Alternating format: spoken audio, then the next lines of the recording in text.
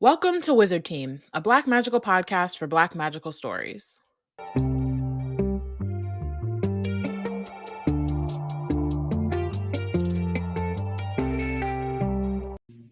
Hi everyone, it's Bayana, Robyn, and Porshèa, embarking on a journey through the many fantasy stories written by and about Black people. Currently, we're reading Amari and the Great Game by B.B. Alston, and today we're discussing chapters 28 through 30. But before we get into all of that, let's talk previously on Wizard Team. So in the last episode, we caught Amari and Lara breaking into the Supernatural World Congress. They did that because Lara is able to get her dad's teleporter off of him. So who's actually recorded being in the World Congress? It's him. That comes back to help them later. Amari is going back and forth about trusting Lara. She's like, I saw you in the elevator trying to get this off of him, I assume you smiling in his face was you playing one over on old boy. But the way that she's so quick to agree with Amari seems sus.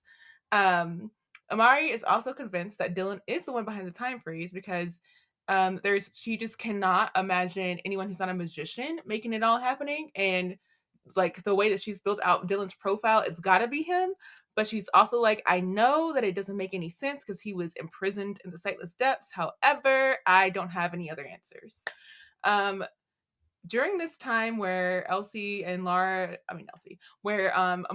are trying to figure all this out, Elsie goes on a weekend trip to London, and she and Amari have a cute send-off where they tell each other how much they mean to each other, giving us some very reminiscent of girls just being good friends to each other moments that happened recently in media.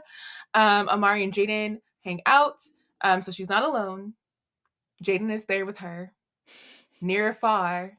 She will be there. He will be there. Wherever you are. No. Stop it now. And Jaden challenges Amari to be brave and to speak out for the unwanted, despite her fear of Harlow and Bane, because she's initially resistant to it. She knows it'll come with a bit deeper repercussions. She knows that like Harlow has threatened Maria's freedom based on what Amari does, so she's very aware of that.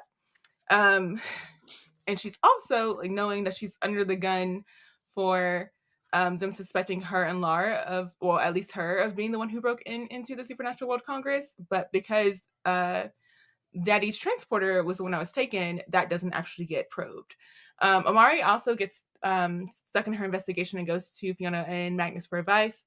Fiona clocks that Amari was able to make the right pick by having Lara as her partner because she got away with that quite sneaky sneak into the World Congress. And Magnus and her give her a bit of information about how to interrogate someone, but also tell her to beware of Harlow. And finally, the squad's up, and Jaden just throws out a concept, and they're like, you know what? That's it. That's the plan. And so there we are. We're on Jaden's plan, not plan. He just had an idea. And that's like the second time that happened. That's how they ended up breaking into the Congress too. He's like, you know, y'all just saying y'all gonna do this, and Amari's like, yes, absolutely. Yeah. You know what that sounds so like? Smart. Something that will work. Mm-hmm. And Jaden's like, yo, I was kind of joking, but I was hoping y'all get down. That y'all had more than this. Like, I'm joining you, and I was hoping that I wasn't the idea person, but I guess I am the idea person. Oops. Okay. Yeah. Oh, and with that, we're in chapter 28. Yeah. Now we're in the aftermath of the squad meeting up. They came up with that plan in like record time. So Elsie and Amari actually can, go to the food court, get lunch, and catch up. And so Elsie is telling Amari about her weekend in London, in the London bureau. And Amari is like, this is clearly the way that she's just like happy, like genuinely happy for Elsie and like recognizes that this is clearly the best move for her. And Elsie reads Amari's aura and it's like, oh wow, you're really happy for me. Just cute and hilarious. I do like that they get the moment of like being apart to see what that Yeah. feels like too. I think if it was still like, it's obviously going to be hanging over their heads until she goes next year, but like getting that like tiny trial run, I think also helps because it's like, okay, the world didn't end because Elsie wasn't here. I have other people Yeah. that I'm friends with and who I can hang out with, or I can, get comfortable being by myself. She is not But alone. exactly. Exactly. And I think that it's like you said too, it's really good that like she had that time with Jaden as well, and that this is happening while she's like an undesire, or what is she like, had that Unwanted. dangerous badge. Unwanted. Mhm. I mean, she's unwanted Yeah, always, she but like has she the had that dangerous badge. Yeah. dangerous badge. So like knowing that like even though she has that, because for a moment it was like she was only actually able or like sanctioned to spend time with Elsie or Laura. And so also knowing that people are like, we don't give a crap about that badge. Like, what does that mean to me? Also helps.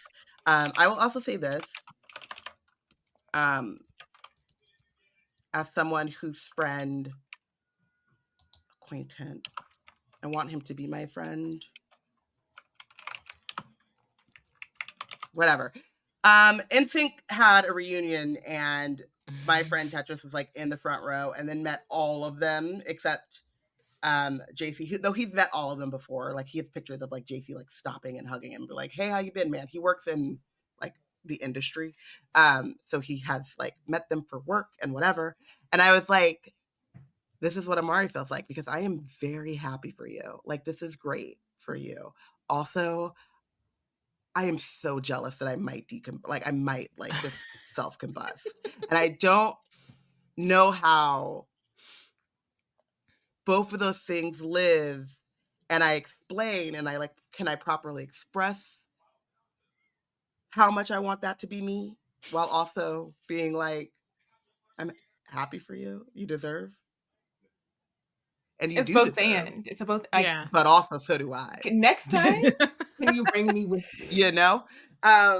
Just teleport me there. Just like just appear. And I'm like, yes. will make the drive.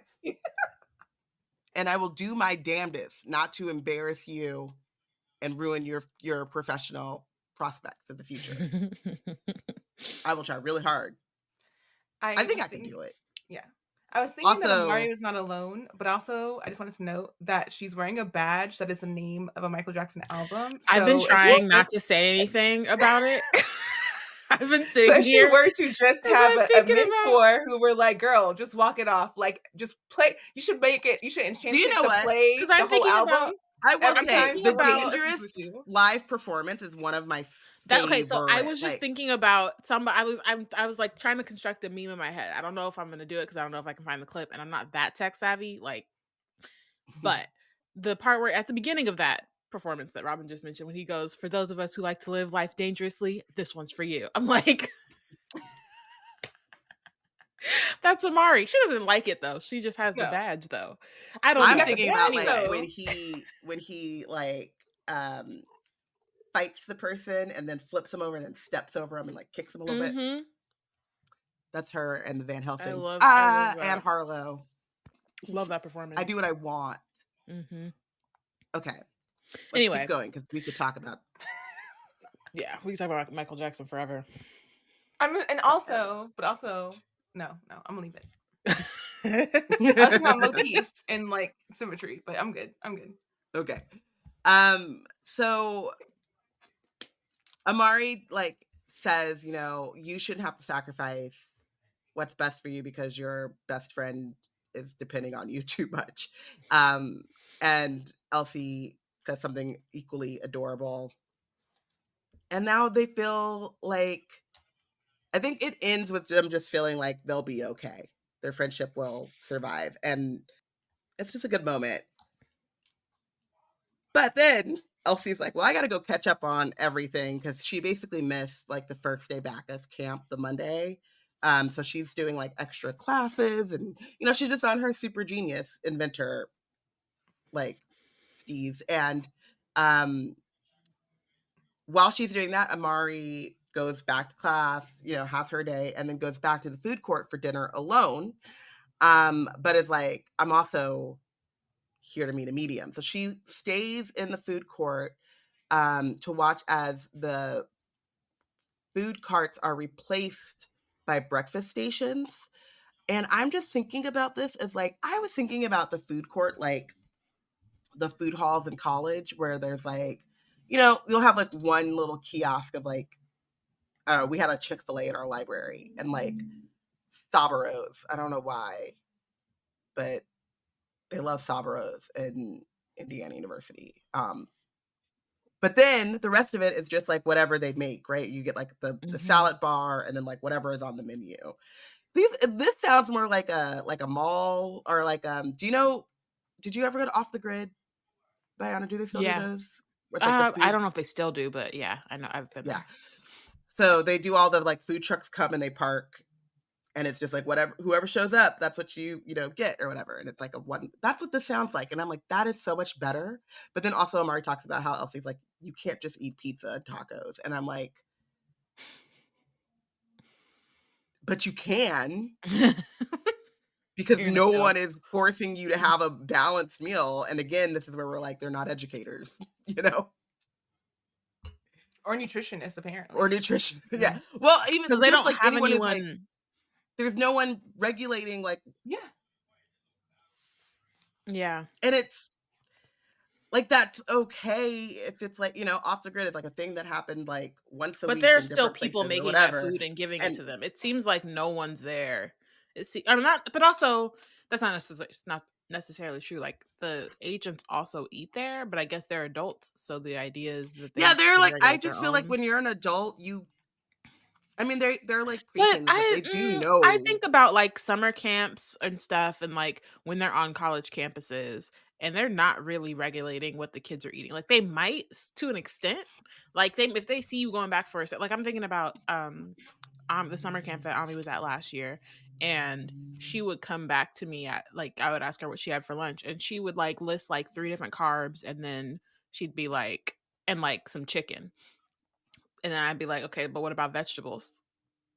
Like I had to like, it took like me like a week to kind of explain, like, not the food pyramid BS, just literally like, you need vegetables on your plate. You need protein on your plate. You need a carb. One carb. Like, choose a carb. If there's maybe a roll or like a cornbread, you can have another carb. But you can't have noodles and rice on the same plate. Like, it's not like like the camp counselors and like the teachers was clocking that's what she was doing. Or even people who were putting out the food trays. Right. Well, they're not telling this kid like, oh, you can't have that. So I do think it's true to life. Yeah, but what I was more thinking about was like the idea that if you go to like the taco truck or whatever, like they tell the people running the carts, like your meal has to consist of those things. You know what I mean? Like you can't just let people order your meal options, your menu options have to include. Yeah. Like I feel like they kind of did in college. I'm so far removed from college, but like I feel like they kind of did that. Like there was only I could have eaten. There was maybe like you couldn't. It was maybe more like they would give you what they gave you in terms of like the amount.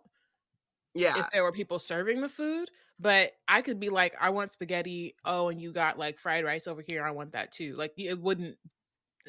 Nobody's telling. Yeah, I mean, I think that's true. Like I could have eaten anything, but I feel like what I'm saying is like there was all of those things were represented in like options to have. Sure. Yes. It's probably also there in like. I mean, I guess there's probably a salad bar. She was like Brussels sprouts. Amari's like Brussels sprouts for what? Who would choose a Brussels sprouts? And I'm like, yo, Brussels sprouts. There were vegetable options. How they cook them. Yeah, there were vegetable options at the like college, cafeteria that Ami was at, and she just went right past. I imagine all the like the Amari and Aminata like just like looking at the vegetables and seeing them as like the same way that the actor who sees Star-Lord and Star-Lord's like, I'm Star-Lord, and he's like, who? Like they look at the vegetables and they're like, who? Which is hilarious because Ami as a baby was all about. She like one time she was spending the night and I was like, what do you want for dinner? And she was like, I would like some roasted asparagus with lemon. And I was like, who are you? What? Like it's not that she doesn't like vegetables. It's just Yeah. that when It's you're a like the top kid, of her No, it's they just priority give you list. all of these options. Yeah. Yeah. And She's vegetables like, are I an can have option. It's on noodles the and bottom. rice. Yeah, It's the, like what do I the need priority That's broccoli the same for? girl again. So I don't want to drag her too much, but there was a moment in which Ami was like, I want nachos, and then we found out her nachos consisted of like chips and beans. And like the tiniest a sprinkle of thought cheese. about cheese. Like she was like, She's just sprinkling it. Yeah. The best and I thing was about like, nachos this is is idea first of off, cheese. it's so dry. I can't even. How are you not having to drink gallons of water to like put this down? But secondly, like, no. so you're eating beans and chips. She sounds British.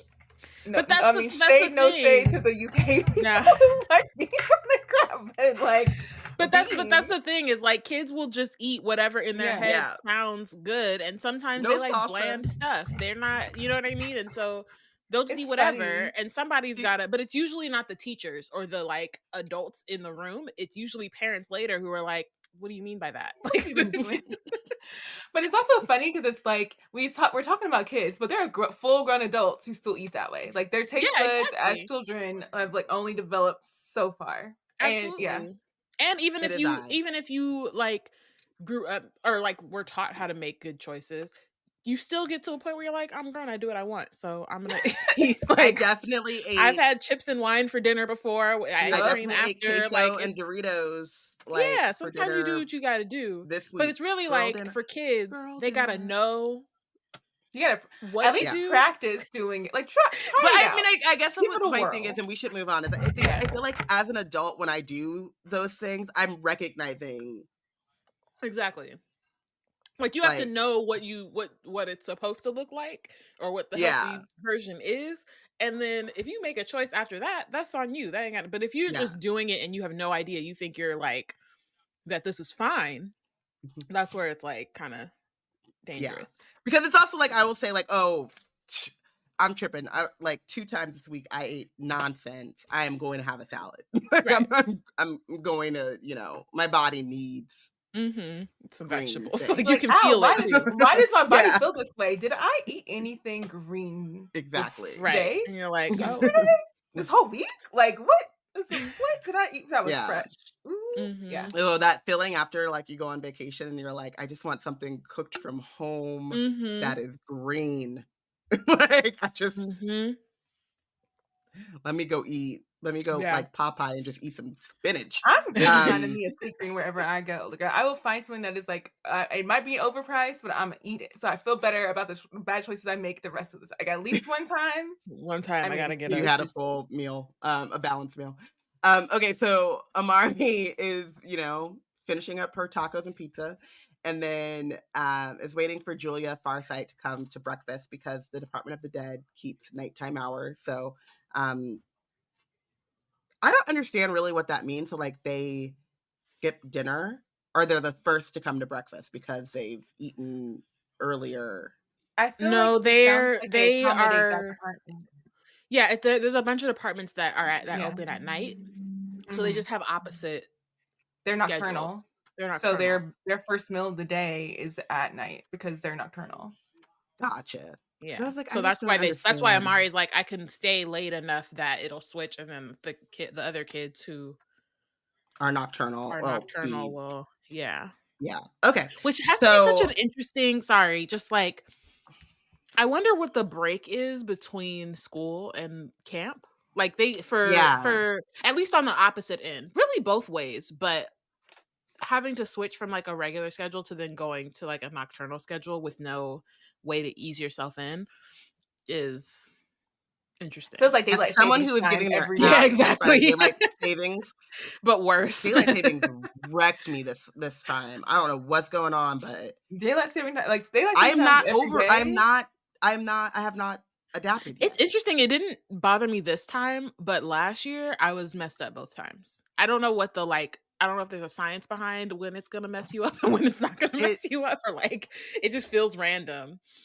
Fall back is always my friend. Spring forward is always like last year this time I was having a really hard time. This time I don't know. I think because I be up anyway. So I think maybe that's what it is. Maybe that's what it is. I have to be Yeah, up anyway.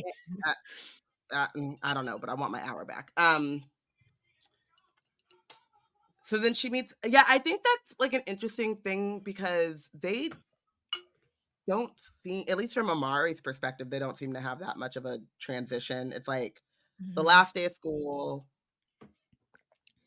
Did they have like a day or two, like the weekend maybe? Maybe the weekend. And then into camp. So yeah, I don't know. Amari asked Julia if she would be willing to contact Thomas Fletcher. Side note of another side note. Thomas Fletcher is very reminiscent of my grandfather, Thomas Belcher. And so I like him on GP. Good name. Did you say Belcher? Yeah. Belcher is reminiscent of Bob's Burgers, and their last name is That's true. so that's I did not realize that your grandfather's name was Thomas. Both of your I got Thomases all over the place. That's I didn't tell you about that? I didn't. Yeah, I don't think I realized that both of your grandfather's names were Thomas. That's funny. Yeah. And then my dad, my uncles. Yeah, I know. And then Brandon's middle name. Yeah. There's Thomases galore. Yeah. Very biblical name, you know? They never go out of style, apparently. You know? Oh, I wanted to point out before we get into Julia a little more, like she has on a Nobody's Unwanted badge, and so like a bunch of kids do, but then like there are also kids who have on I Support Bane badges. Yes. And like, first of all, I Support Bane is 0 bars, like unless you're talking about Batman's Bane, and then it's kind of like an ironic, like you have a Batman symbol or something on there, then it's like, okay, you're just being a troll. But it's just like Nobody's Unwanted is kind of punny, you know, like it's I Support Bane is just like, oh, so you support this miserable old man, like please. Most of the times, people on the traditional conservative side don't have bars. Like they think they have a bar, and you'd be like, "What are you even saying?" That's I support the status quo. Yeah, like that is that means that sounds like that slaps you. That is the coolest thing you could think of. That was because their whole thing is to be as like uncreative, unindividualistic as possible. They want everyone the same. So bland. You need to have some sense of individuality to come up with personalities of oatmeal. Yeah. Yeah, I like oatmeal. Unsugared, unbuttered, unmilked, unsweet. Oatmeal. Yeah. Okay. Just porridge. Thick and gloopy. Call back. Anyway, let's keep going. That was a good call out though about the unwanted badges, and Julia just being kind of like about that life. She really is. Julia agrees to help Amari try to contact Thomas. Like she doesn't, and she doesn't even like know who. She doesn't say like who Thomas Fletcher is. She doesn't even actually say his name. She's just like, can you help me contact someone who was alive a long time ago? And she's like, oh, so like during the Ancient War, and Amari's like, yeah, and then she's like, all right, meet me in the Department of the Dead lobby at night tonight. Hold up, because the way that she says Julia's whole demonor, amazing. She's just so like, also with it. It's fun, but specifically when she's like, oh yeah, you want to go to the like okay, well you do know that those kind of ghosts, they tend to help, like they tend to come back kind of cranky, and I mean, if you want to do it, fine. But because, like, if he's going to end up haunting someone, it's not going to be me. It's probably going to be you. So it's like a you problem. And I'm like, that is hilarious. We get a couple of, I forgot, because I think that was the moment I was trying to find when I was going back to do the notes. We get a couple of moments of Julia reassuring herself and thinking that she's like reassuring or like right the person she's talking to. I also love the moment where she's like that doesn't help. I also love the moment where she's, when Amari comes to talk to her, she's like, yeah, if you get me a waffle. And Amari's like, yeah, they're free. And she's like, yeah, but just give it to me. It makes me feel better. And then later she's like, and then later she goes, well, you did give me that waffle. So yeah, like, you're a strange kid, but I like you. But also, and this, this is why we're about to get into like, because we did this last book when I was like, I would be in the Department of the Dead, which seems very anti-me. And I have Beau to pick with them in general, but like that's my department. sticking to it. Maybe we are just weird kids, because I read that and I was like, that makes so much sense. It makes complete sense to me. And it's something I would definitely do. Not that it doesn't make I mean, I think it's silly. I think that it's like, but sure. Like, I don't think it's like, it's about the giving. Yeah, I don't care what it costs you. I just think that it's funny that, like, the callback, as if now you owe her something because she gave you a free waffle that you could have grabbed yourself. But like also that you told her to give you the free waffle. That you asked her to give it to you, and then you're like, oh, well, since you did that for me, and like, she didn't really do nothing for you, but I love this. Let's keep going. It's fine. It's the it's the rationalization of it that I think is really fun. And I think the logic is sound no matter. It's like it's either way. I'm with it. That's why I love, like, when she said, like, they tend to be kind of haunty, but that's not my problem. If anything, he'll haunt you. Like, that's just hilarious. Like, I'm like, she was like, I told you what would happen if you get haunted. That's a you problem. I ain't got nothing to do with that. So, when Amari gets back, Elsie's done with all of her stuff, and Elsie decides to go with her to the Department of the Dead at night. And they take the Mischief elevator, and Amari is kind of like,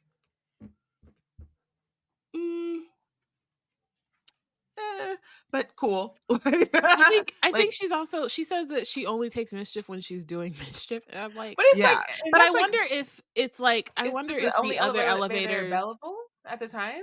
And I'm also wondering if the other elevators are like programmed to snitch no matter what, whereas like Mischief, you might have a chance. You know, like that's the only thing I could think of, because I'm just like, it's too stressful. He gives me, sorry to bring up that wizard boy, he gives me Peeves vibes, where it's like Peeves will be on your side until he decides it's more interesting or fun to turn you in. I don't know if Mischief the elevator is that far gone, because I feel like we've not heard of Mischief turning anyone in yet. We've heard of him like playing like he was about to, but we have not actually seen him turning actually doing it. Yeah, but then the other thing is, like, the dude's name is, the elevator's name is Mischief. Why would the department not just like download his file? Right. More? You know what I mean? Just keep him on. Or ignore. I could also see them ignoring him if it's just like, okay, he's always he's always making. He's always on. And there's like a level of there's a level of like, kids are gonna be kids, and so you want to give them that like controlled rebellion. Yeah. It's like, if their rebellion is like going around the department at night or whatever with Mischief, at least we know they're like in the building and not, you know, really trying to do something crazy. Unless their name is Amari Peters. Both and. Which they do know what Amari's doing, so I guess there's that. So they get to the Department of the Dead lobby, and Amari says the lobby changes every so often. So it's been a haunted house. It's been a graveyard. But tonight, it's a spooky forest. And there's like mist and fog over ground. And like so dark that like anything and anyone could get you. I kind of like the forest vibe. I don't like the spooky forest vibe. But like, I don't know. So Julia's talking about how the Department of the Dead wants to make the department welcoming to ghosts and ghouls, and they even have a permit to haunt or whatever, to terrorize. Yeah. This is my beef with that. Is that like, I feel like that could be true of like the ghouls and some of the like undead things, and then, you know, what she was talking about with like the ghosts from like the ancient war, like they're angry and whatever. But I feel like there's a lot of ghosts too that are just like, I just want to like I think of it as like Coco. Like, I thought the Day of the Dead should be more like, and I was thinking about this afterwards when we were talking about like the permit to be a ghost, and you were saying like, oh, it's like to come back to the living world, and I was like, oh, that's kind of like Coco. Like, you have to have a picture on your ofrenda, you have to like, you know, it's like an airport type of thing. I'm down with that. I, as a ghost, am not going to feel welcomed by the spooky, haunty thing. I just feel like it's very reductive. But but you're saying that Vita belongs to the Department of the Dead. You're a living person belonging to No, she's Yeah, saying I if know, but I'm so- saying if I the came lobby back as is a to ghost, welcome dead people. So she's saying if Yeah. she was a ghost, she wouldn't necessarily feel welcomed by the But spooky like, where forest. would you want to go instead, though? like I feel like more of a like an ethereal, enchanted forest. But is that not You where know? you are on a regular basis? Like, I mean, would you not be like, where would you be living on a regular basis, and why would I you don't be going? know what the afterworld looks like. I'm not being presumptuous. I'm just saying that I just don't think that all ghosts are trying to like haunt and terrorize. Some of them are just like, I just want to go see my people, or like, you know, there's like this Chinese place in Anaheim where I was in Anaheim the other day, and I came home, and my family was like, "Oh, so you didn't stop at Hoi Toys? That's insane." And like, I don't know nobody that lives in Anaheim anymore. I know a couple of people, but like, I have not lived in Anaheim for longer at this point than I did live in Anaheim growing up there. But it's still a like, oh, you're going to Anaheim, we're going to Hoi Toys. Even if you don't want Chinese food, even if you're not hungry, you get it, you bring it home. That's it. Don't ask questions, right? It's just like, it's a nostalgia thing type of something. And I feel like there's tons of ghosts who like lived a happy, healthy life and just want to like nostalgia. Maybe I just want to go to Disneyland because I haven't been to Disneyland, and the ghost Disneyland sucks. I would like to know how many people like are coming into the Department of the Dead. Like the dead coming into the Department of Dead are like newly dead. So it's kind of like they're trying to work in their expectation. Like, oh, if you're dead, like how do we help them become clear with the idea that they're dead?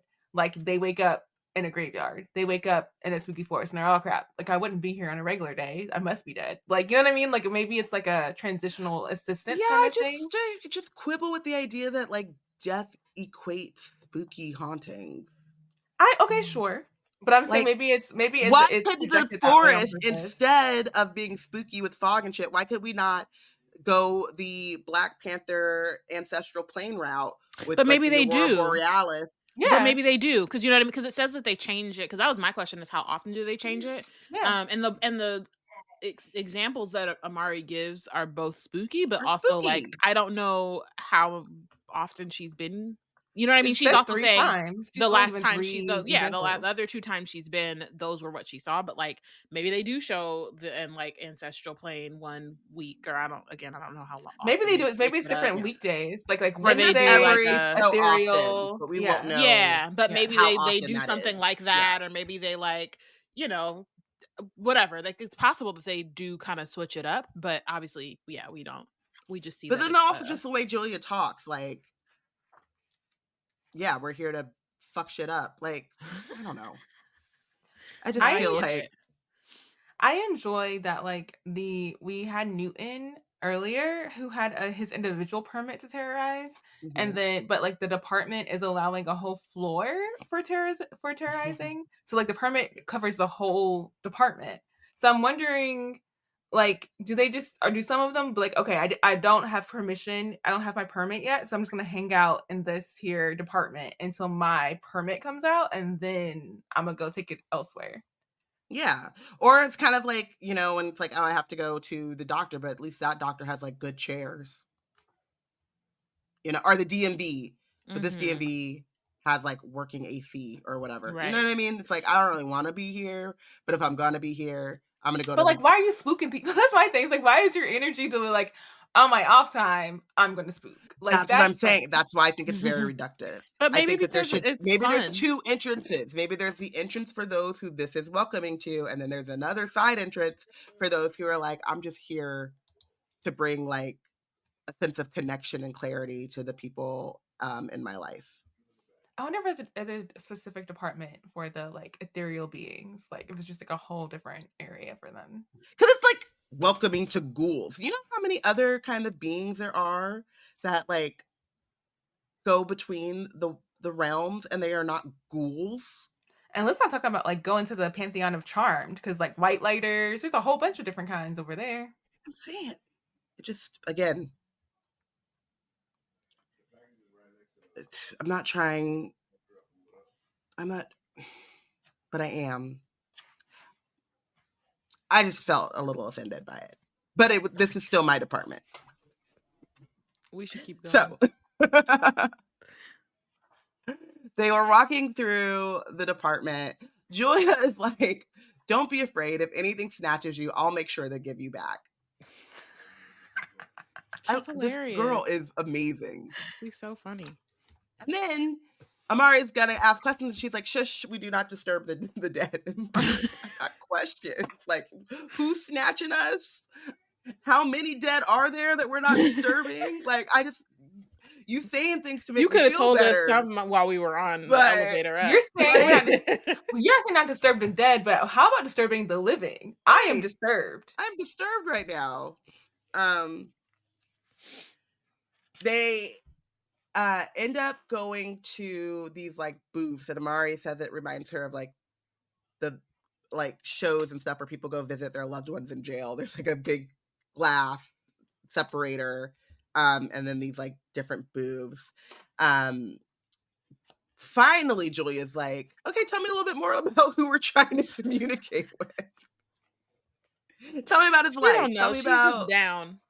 Amari finds a lot of ride or dies. I love that for her. It's not even like it's not even a ride or die moment. It's just like she's like, I'm here for the fun. I'm here for... I know, but she was like, she's just not asking no questions. It's just funny to me because I mean, obviously we know that she doesn't agree with the like dangerous label or unwanted label with Amari, and like her I guess like politics around that are very clear. But there is also, I mean, like Kashana was talking about this last week, just laying low and not, you know what I mean? Like Julia, no one is checking for you.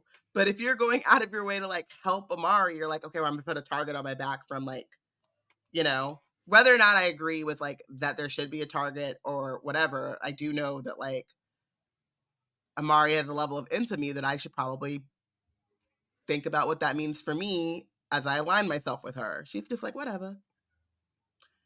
It's cool. I just enjoy that her last name is Farsight, and she shows that like that applies to her in every shape and instance of her being. She's like, I feel like she sees what's down the road, and she's not afraid by it. She's gonna just keep going towards what is coming ahead, and I love that for her. Same. I mean, this is no shade to Joy. I love Joy. I'm just clocking that, and as like a medium, I just would be like, who are you trying to have me communicate with? Like, it's Amari Peters, right? So, like, what if she was like, okay, we're trying to, Vladimir of Night Brothers fame. I'd be like, yo.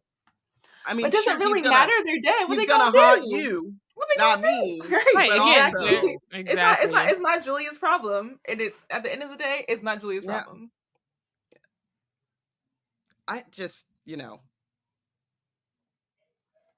and okay, girl. It couldn't be me. I don't want to. There's some things that are ignorance is bliss, and I'm not trying to get up close and personal with a Night Brother. So then she flicks her fingers, and a ghostly cell phone appears, and she's like, as soon as I start putting in the number, like the actual number just comes to me. I don't know, magic, whatever. This man was dead before. Her ability, right? Yeah, she's a media, but like this man that she's trying to communicate with was dead before the existence of phones. It don't matter. It's ancient. Was he even alive in like telegraph time? I think it's by the medium's ability. This is what I was gonna say. I think it's on her end. Yeah, but what I'm saying is, if I'm a dead guy who's been dead for however many years, something starts ringing and I'm looking at it like, what the hell is that? I'm not. But maybe it's not. What does it look like on his side? I was like, maybe it doesn't look the same on his side. And also, like, maybe there's like, I just feel like the way the Bureau is, there has to be some kind of like ghost orientation. But we're gonna find out from the ghosts. Like they do keep up with the living, right? They keep up with the living, and we kind of got a little bit of that when we went to the festival in the last book. And they were talking to Madame Violet, like they have a newspaper and all that kind of stuff, but yeah, I feel like there's some kind of like the Department of the Dead probably like acclimates them somehow. You know what I mean? Maybe there's like a pamphlet that goes Yeah. out like new technology in the like here's some stuff you need to know about how to communicate with your folks in the living world or something. I don't know. I just Yeah. enjoy that this whole thing, the whole arrangement of this department is like how this works for being a medium. Like it's not like you have to be like channeling and using your body as the conduit. Like you can Right. literally like No, you're that like the old school like phone operator. elevator operator. Yeah. Yeah, you just click into the exactly. I love that too. So then a massive wolf appears the size of an elephant and it's like hitting the other side of the glass. And it's like, I will not huff and puff and I was like, girl, boy, what? Like, First of This is all, not if the you got all place. this energy, why did you pick up? Like, relax. I mean, but also because he talking said about a few bucks. But also talking about theatrics earlier, perhaps that's just what he's like. If you call me, then you must want theatrics, and I'm here to deliver. Right. Let's go. You wanted a big bad wolf? I'm ready to like, play. Let's go. I don't know. I have to think about it, but there has to be a fairy tale where the like big bad wolf lines are not so overdone that they're no longer scary. I mean, what 'Cause if critique you have? If someone Like- came in talking about I'll huff and puff and blow your house down, I'd be like, what's that? Is it Yeah. steps or 18? Say you will, say lovey, I'll huff, Except I'll puff, I'll huff, I'll puff, I'll blow you Yeah. away. the problem is this is a wolf the size of an elephant and he's banging on the thing. Like if he was just Yeah. saying it, you'd be like, all right, bro, whatever. But Theatrics. he's definitely He's scary enough trying to on it. bite. That's what I'm saying. I feel He's like not there's just the barking. saying.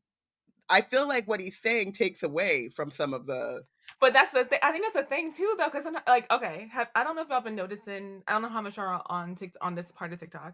Have y'all been on a part of TikTok where it's Americans responding to the concept of UK having roadmen? Yes. And how like Americans cannot take roadmen seriously because they're basically like muggers, but they come up to you like, "What's up, bro? Run me your pockets." And people are like, "What are you even saying?" Like, because it's done in Like, a British. we're And Americans don't socialized that like British people are automatically classier not than we are. threatening. Right. And it's also like we know you don't have a gun. So. Right. So everyone is just like, what do you even mean? So like it's just so funny. I feel like that's kind of the thing is like if you can come up to me saying something like so not serious, but it's really literally scare me, then you're really a scary person. For whatever I reason, mean, UK roadmen don't got it. Like UK roadmen ain't got it like that. But like if you could come up on me with a British accent saying I huff and puff and blow you away, but you're a big elephant-sized wolf and you banging on the freaking window, okay, we got it. Like I'm gonna jump back. I'm gonna laugh probably, but I'm gonna jump back. I'm gonna just need y'all to know who I am as a person. I want a wolf. They're just puppies. Have I mean I'm sure you've met many a Siberian or Malamute, but Yes. Have you met Stacy's? Oh, King Maximilian. He's regal as fuck. He also farts. And it I'm takes sure. the majesty. You're like, oh, what a majestic. Kids. I mean, dogs. I haven't met him yet, but I follow him with all my whole heart. He's one of my faves. Yeah, I just for someone who's scared of dogs, and you know, I think anything the size of an elephant that's not an elephant is scary, Right. or probably like you know, especially if they're banging and stuff. But like, it was just weird. It was just weird. So then Julia's like, okay, I think I focused a little bit too much on the wolf part. Let me like recalibrate and call again. And I think that's also really like interesting because like we said, like, so she's a medium. So what she's thinking about or what she's focusing on is like what she's communicating or like it's who she's kind of like calling. So she's focusing on Thomas Fletcher, but she's focusing on Thomas Fletcher, the wolf. And so that's who answers. Right. As opposed to also, yeah. Also, I like the show that like she doesn't get it right first, like right away. Like she is a junior. What are they called? Undertakers. Like you know what I mean. So she's not. It's not like she's not still learning. Like she's here in camp at the same as Amari and Elsie and the rest of them too. Yeah. And it's funny though. I'm sorry. Thinking about the timing, she's also aware that he's like an ancient, so she's probably thinking too far back because like how like the bad wolf tail has to be really, really, really old. So she's like old wolf, and it's like the oldest wolf that's in her mind. Yeah, is, so like, I was big wondering, guy. like, is that the person? Like, was the wolf who picked up? Was that even Thomas Fletcher? I don't think it was. I don't think it was. Like, yeah, Not the it was name, just not like, someone who had a name Thomas Fletcher. No, or just some mean wolf who. I don't even think who it got was a so but werewolf. I is think he it was just a mean? wolf. He's just Just the a big wolf? bad wolf from the story. He's like again theatrics. He's that guy. Like if you think of big bad wolf, that's him. It's all very fascinating. And like kind of fraught when you think about it. It's like, yeah, I'm glad that they are getting trained early, because imagine calling like, yeah, they're calling like not just human ghosts from the other side, but they could be calling anything. So, and then that also brings in the whole like if demons and like different kinds of like, you know, can you call a what are they called? Carcaral? What are they called? Carcol. Carcol. I think mean, only if you know the one. Carcol's Or I name, hope because I there's feel only like one. I'm like, yeah, but also Did you like, do you know his name? Do accidentally you know the call Carcol's Raz's name? ass up? Not Raz. You know what I mean? Think Like about the Pokemon wrong Raz, thing. maybe? You think you're like calling your homeboy Raz, Oh, and then you actually call like Murder. the Raz, the demon. I'm so Pokemon coded where I'm like, because like you throw raspberries at Pokemon to get them to like hang out with you or like be chill, like when you're trying to capture them. So I'm just like, you know, like calm down, eat these raspberries, calm down. Like whenever you're trying to capture them. Throw raspberries at Pokemon. Yes. Okay. Okay. I have nothing to say. I have no response to just. I'm just imagining trying to capture a huge Throwing like raspberries. snail dragon, and you're like, oh wait, calm down, bro, just calm down. And throw raspberries at me. So then Julia tries again. Thomas is like, I know why you're here, and I'm not talking. He says he spoke about this twice before. Once with Director Wynn, and the second time he was tricked. And Elsie's like, that doesn't make sense. And Thomas is like, my decision is, and well, Julia is saying Thomas says his decision's final. He's not showing up. Like, he's on the phone being like, stop calling me. He's basically playing a game of telephone through the medium. Through Julia. Yeah. And then Julia said something, and then he was like, wait, Amari Peters? The Amari Peters? He's like, oh, yeah, because Julia mentions her name because she's talking to Amari. She's like, she's talking Amari. to Amari. And then he goes, hold up. And he was like, wait, Amari. And then that's it's like, a horse by a different color. Yeah. So then he's like, oh, he's coming. So it's like so funny because like it was an accidental name drop. But again, I don't answer the phone if I can help it. But if you like, if I got like a call from a number that like I didn't really know, and then they followed up with a text and it's like, you know, I'm sitting here with JC Chazé and he's trying to FaceTime. I call back. I'm on my way. You know, that's basically what happened. And then he's like, I read about you in The Dearly Departed, and you were able to do what I couldn't do with Dylan. And I'm like, I just want like a side, like all right, Mr. B.B. Alston, sir, can you write like just a little like side story novella that has nothing to do with Amari? Just like tells me what's going on the other side. Even better, can we get some zines for these different publications? Yeah. Oh, because we keep hearing about different publications, and I'm like, I want a zine for some of these publications. For The Dearly Departed, and then what was the fashion magazine? Yeah. I love all of this, like all of this technology. But then like people are still like, oh, I read about you in the magazine. It definitely has like a Gen Z boomer type of like. X. You think Gen X?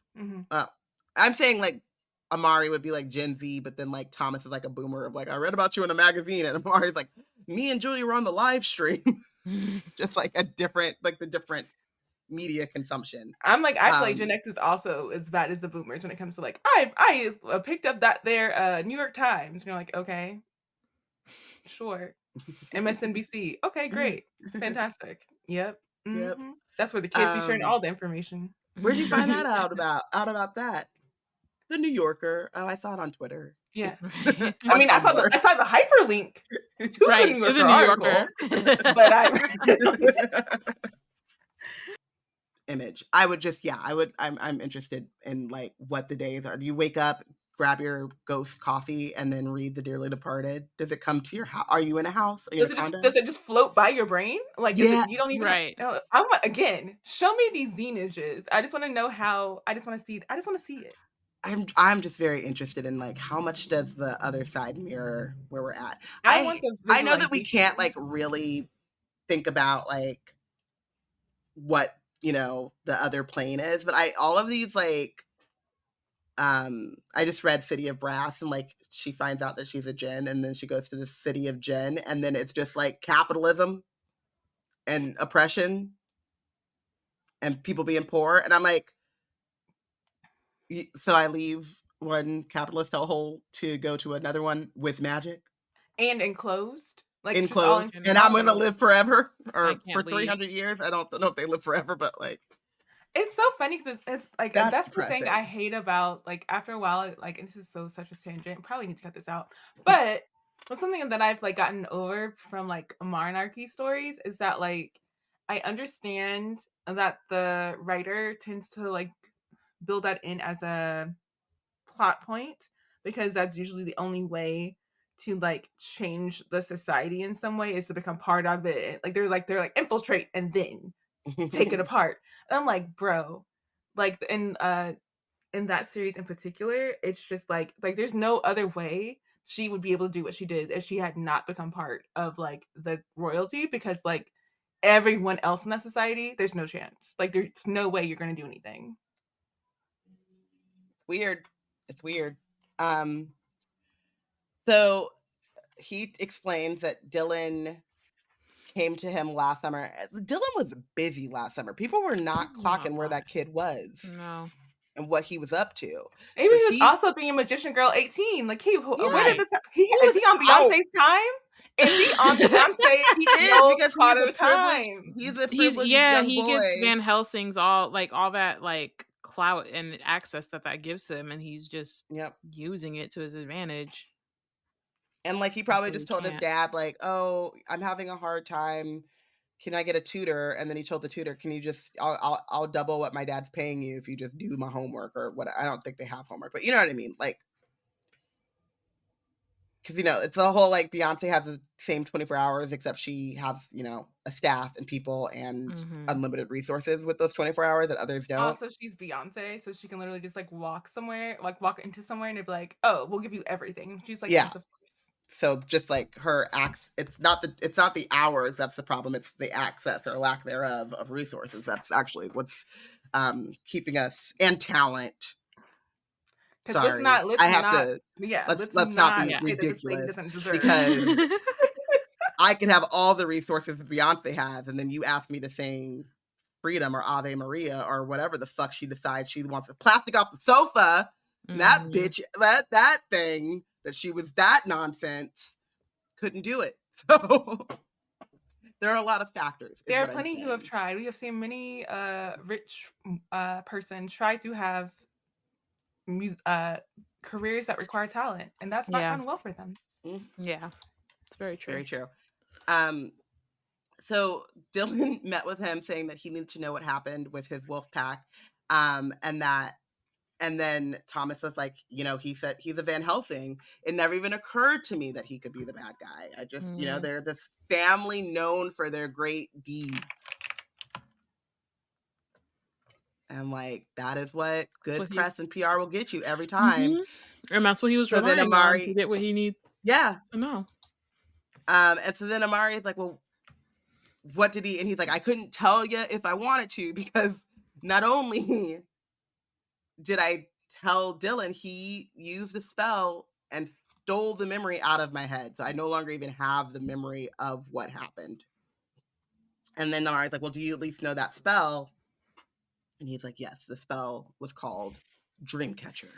Bum, bum, bum. That's how it ends. But like, whew. Real quick, I just want to say that the way that this boy is picking up all these different magical abilities makes me very, like, again, I'm going back to my point from last episode. How many murders have been committed by this boy? Because at least how is one. he No, getting the at least ability? 2. I think we're on 3. What was the third Moreau, one? The magician and the The sightless magician depth. that he Magician, took Sightless the. Yeah. Who's the third one? Depth. And then, maybe that is 2.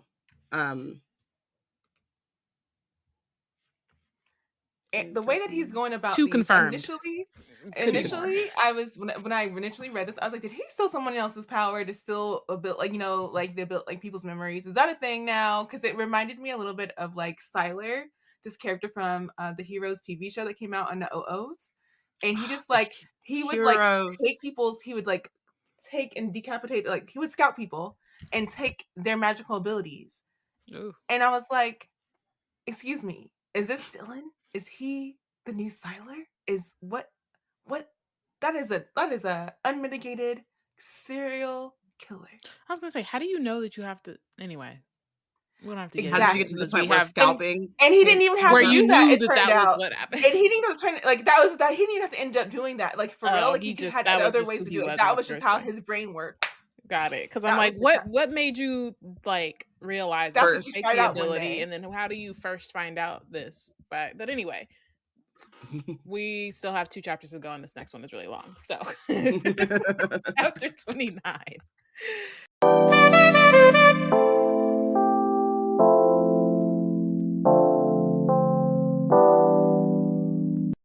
This episode is brought to you by Tic Tac. Minty, refreshing, classic. And it's not just the Tic Tac mints. It's the new track by Kenise with beats that'll leave you feeling as refreshed as a Tic Tac and a vibe that'll take you on a ride through 100 layers of flavor. Does it get any fresher than this? Tic Tac, enjoy the bright side. That 100-layer joyride. Pop one, let's paint the town. Freshman flavors all around. Take a ride on a Tic Tac. Pick up a pack of Tic Tac mints today. Here on Wizard Team, it's no surprise that we love books. We also love supporting the independent bookstores.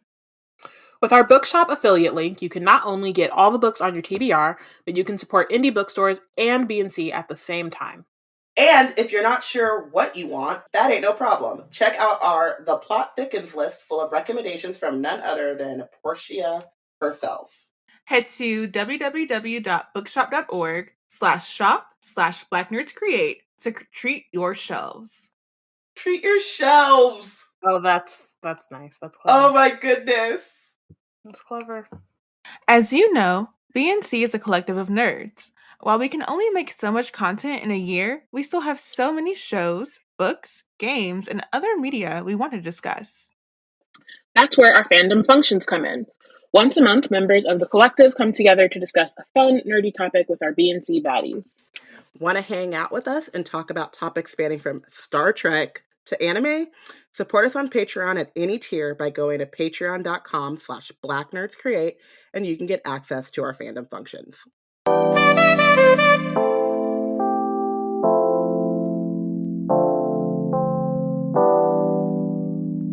So Amari and Elsie pull out Madame Violet's spell book, Yay.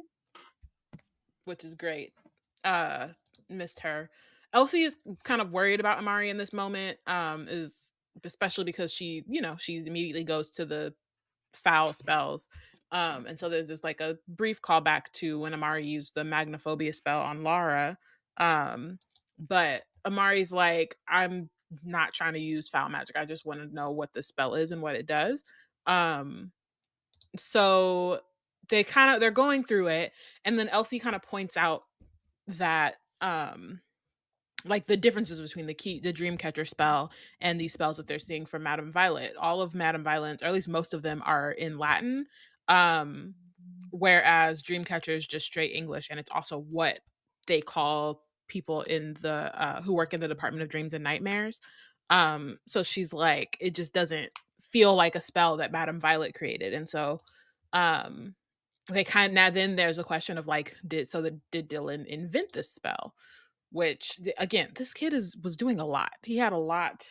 He's a very good multitasker, and also has entirely too much time on his hands. Like his parents are not keeping any type of track on him, for him to have like not only be able to like learn more about his magic, but like to strengthen it to the point where he can create his own spells and like understand the limitations and whatever. So Amari, it kind of like occurs to Amari to dispel the book a third time. So, or I guess a second time. No, third, because you get it and it looks like a little like journal. You dispel it. It looks like the spell book. You get to the end of the fair magic. You dispel it then to get the foul magic. And then yes, a third time, dispelling the book. And it asks, whom do you serve? Which reminds me of a classic Infinity Wars moment where he's like, who do you serve? And Star-Lord is like, who am I supposed to say? Jesus? So yeah. True. So Amari is like, she realizes she has to answer as if she's Dylan, right? So she thinks back to like where he was at the time and is like, Moreau? And then the book asks, whom do you truly serve? And so she's like, okay, I gotta really think about this. At first she thinks she thinks to say magician kind, because that's what Dylan's always talking about. But then she's also like, but if that was true, like when he had the black book and the black key, he had the power to do whatever. So he could have used it then, but instead he used it to try to bring Amari over to his side. And again, it's not about like what magicians need or what they want. It's really about what he wants. And so recognizing that, she says myself. And so then the book fully reveals itself. And at the top, and so the page is they're filled with doodles and diagrams and spells. At the very top, it reads, the secret spell workings of Dylan Van Helsing, born magician and follower of the foul path. It's so dramatic. Relax. It's giving Game of Thrones, like announcements like Queen Mother, Mother of the Dragons. Right. Protector of the realm. Stormborn. The light that sees the night. Like Amani is in the chat, and I guess when you said who do you serve, he said Saruman. Yes. I'm picking it up. We don't have to get into it because we have enough of these Lord of the Rings explanations, and then y'all just. I was like, for whatever reason, I was thinking Haruman. Like I was like given like Jabari tribe. I was like, oh, okay, Jabari tribe. Hanuman, glory to Hanuman. I feel like it's a really good thing that Amari is finding this now when she kind of has already like knows who Dylan is. Obviously, if she would have found it last year and it's all like follower of the foul path, she'd have been like, oh shoot. But she probably wouldn't have even gotten there because it would have said who do you serve, and she would have been like, I don't even know what that means, you know? Yeah. But I'm just like, this child is exhausting in his villain. Yes, yeah. in his villainy. And his incredibleness, because he doesn't even like he's thinking he's doing it for the greater good, like Amari keeps saying. He thinks he's going for magician kind. He's the ultimate paternal. And he's very much he's out. But I mean, his answer was myself. Like he knows that he's doing these things. Like and also I think that's the point, right? Like in order to use foul magic, you have to be selfish, and so. In serving himself, he also thinks he's serving everyone. He's like, if what I want, but I don't know if he's actually. But I don't think that he actually cares about everyone else's benefit. I think that's he his feels rhetoric. Like I think they'll fall in line. Yeah, I don't think that he actually cares about like making magicians like great again or whatever. Like I think he cares about leading magicians for you know what I mean for his own power. But I'm saying he thinks his leadership is the leadership that is needed. He thinks that he's the chosen one that should be the one who should be in leadership. Yes, but I think it's less because he thinks he's what's best for magicians more that he just wants to be in power. Or at least I think that's what Amari is like kind if he decided that Amari was better for magician kind, he still wouldn't step aside because he actually just wants to be in power. Right. And he wants her as like his partner because he like wants her as a homie. It's still incredibly. Yeah, it's not. Yeah. So yeah, there's also just like instead. So the first two kind of sections of this book are very clear, kind of like they're instructional, right? Like they have some order to them, where it's literally he just kind of like vandalized Madame Violet's spell book essentially with his like he's got all these doodles because it's a lot of like testing, and instead of writing it, which I do understand in the sense of like he's trying to keep himself hidden, especially at this point. So um it's not like he can just scribble stuff on a piece of paper and then like where does that go, you know?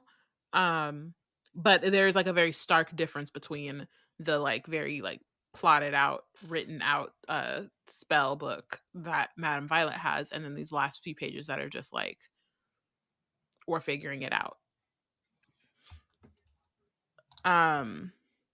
Do you think when he let Amari keep the book, he thought she would ever find this? Probably not, because Or- there's no way to know to look for it unless Yeah. he were to show it to her. And I think he I would only don't show it to know. her. He tried with the foul magic, right? Like he's the one who showed her that it could open into Mhm. the foul magic. She didn't think to do that on her own. And that was the test. Like if she was down for the foul magic, then at some point, yeah, he probably would have showed those to her.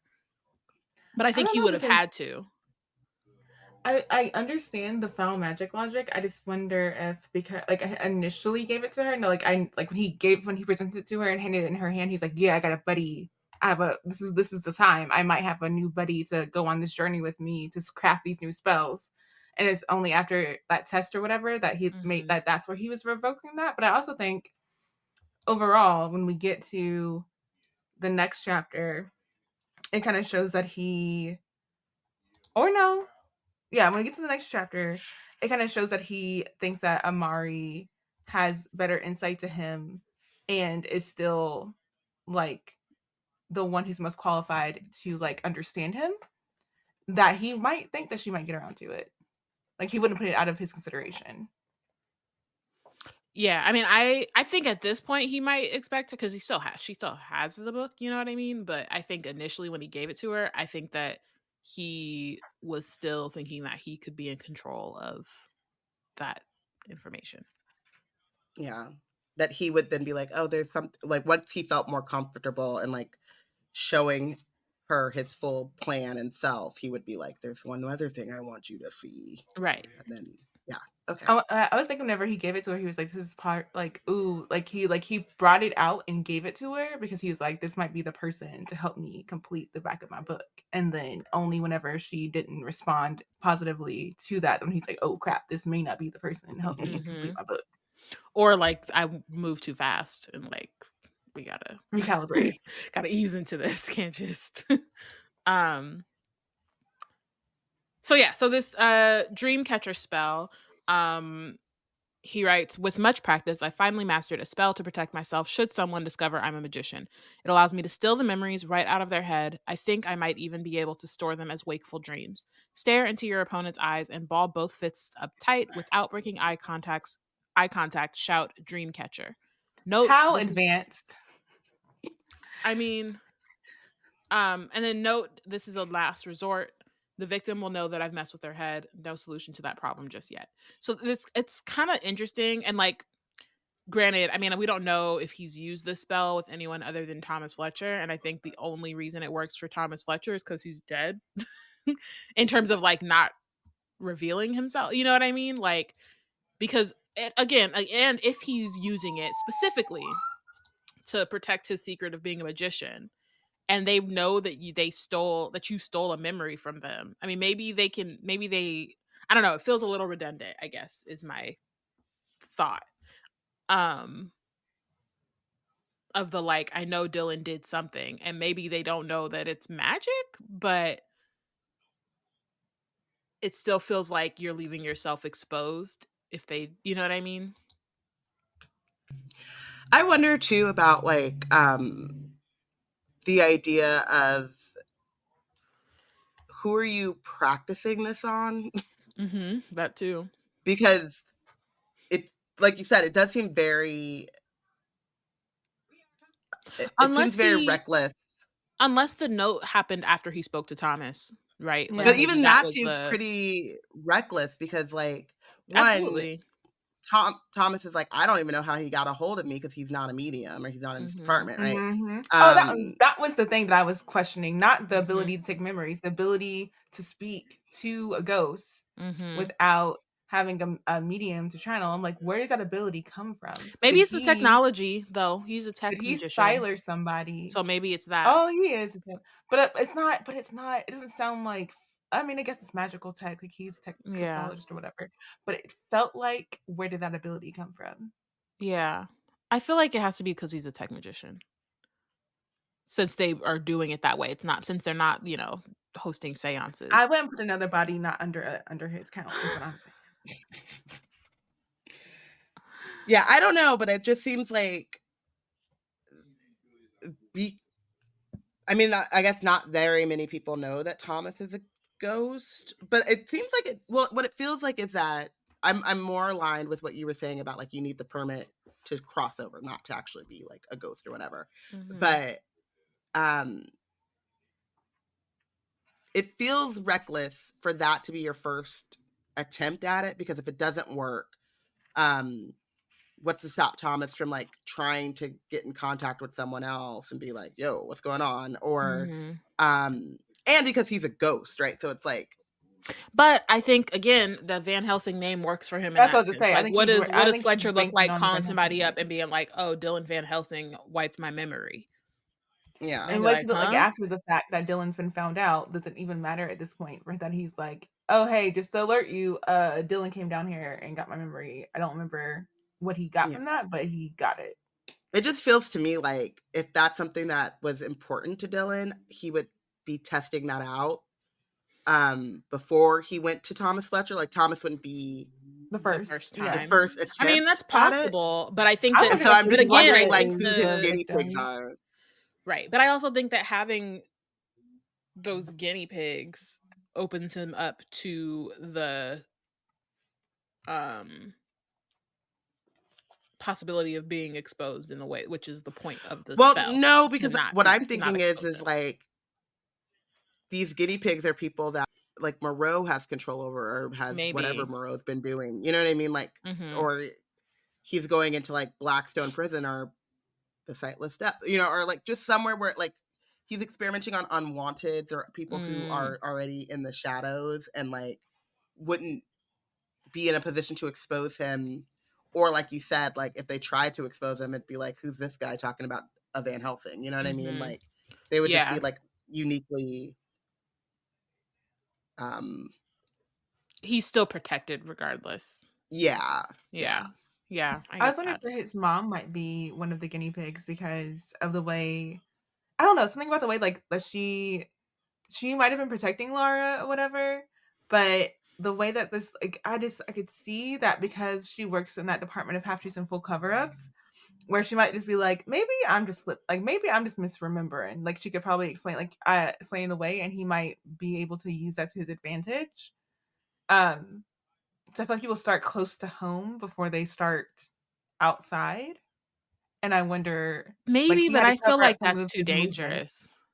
I Yeah. mean, but what's his mom like? If his dad's not His around, parents let's are see, not what's paying mom? attention to where they're going.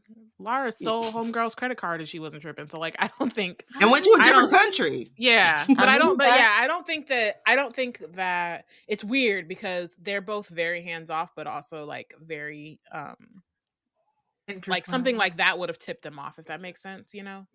I just want to know how much they let this little boy get away with. Is what I want to know.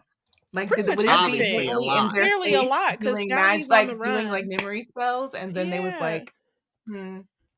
No, I think he kept it pretty secret and locked down from them, other than Maria. Yeah. But And I then I think he think kept a lot eventually from Maria Maria, too, because once yeah, he told Maria that he was a magician, and she wasn't really like, she was trying to, like, help protect him and stuff, but, like, she wasn't being like, ooh, I'm going to follow you, born magician, and your path to not even foulness that, or but that whatever. no, it wasn't that he was. It was more that she was like Like, whatever, cool. ignoring him, like not, Yeah. you know what I mean? Like she was more so, like caught up in her own stuff. That's what opened him up to then following Moreau and all that kind of stuff. So yeah, I just want to know. I could see more like Moreau helping him with that than him like trying it on like or even Cosmo. Maybe. Okay. Before we move on, I just wanted to note that the foul magic of it all was like he like the way that the spell works is that you have to like he's like you're balling your fist up and you're it's like it feels like aggression, like it's like an aggressive spell, which is what like foul magic like thrives on, like that kind of emotion. So it's like he's very tapped into that being his primary focus whenever he's developing his own spells. Like that's like he's not just saying that he's on the foul path aimlessly. He's not only is just like taking up spells that have already been created, but he wants that to be his like full vision for anything that he creates going forward. Right. So learning all of this makes Amari more suspicious that Dylan is behind the time freeze.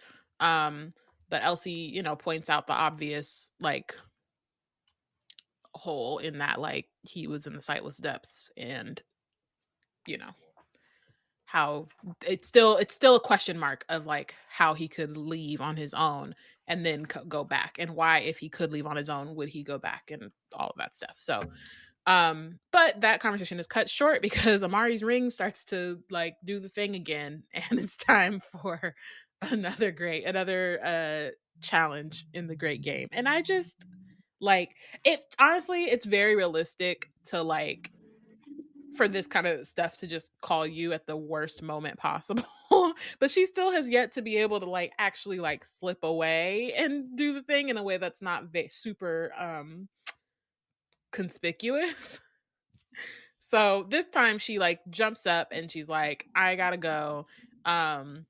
Elsie realizes that it's the thing that she can't talk about, but instead of just being like, okay, you got it, she's like, no, your aura's scared, I'm not gonna let you. So she like stands in front of the door and doesn't let Amari leave. And at this point, it's not like one of those things. Again, Elsie doesn't know that what it is that Amari's doing, and doesn't know that she can't just ignore it. Otherwise Dylan wins, and then you know everything that they've been working for is for nothing. Just like cracking up at Elsie being like, no, stop, you can't. Like, don't go. And Amari literally just like grabs the ring and disappears. She's just like, you know what, I'm not even gonna not gonna try to like talk my way out of it. Just nope, I'm out. What's really funny is that I was thinking like, oh, they finally gave or they finally called the game when she could easily get away. I was like, oh, she didn't even need to use her pretend to be sick or anything. Right, she could be like, my bad, Elsie, I gotta go. You know the thing. Yeah. You know the thing I told you about. I can't. Or I told you I can't tell you about. I gotta go do that. And Elsie's like, nope, I see your aura. Yeah. And I'm a good friend, so I'm not gonna let you go. And it's like, ma'am, your heart's in the right place. But so sorry, gotta bounce. And so she immediately, so then the other thing, of course, right, which is super creepy because they were just talking about Dylan. She disappears. Last thing she sees is Elsie's face, and then then immediately the next thing she sees is Dylan. Teleports right in front of Dylan. But he's in a trance. So she kind of sees that he's like he's facing her, but his eyes are unfocused. And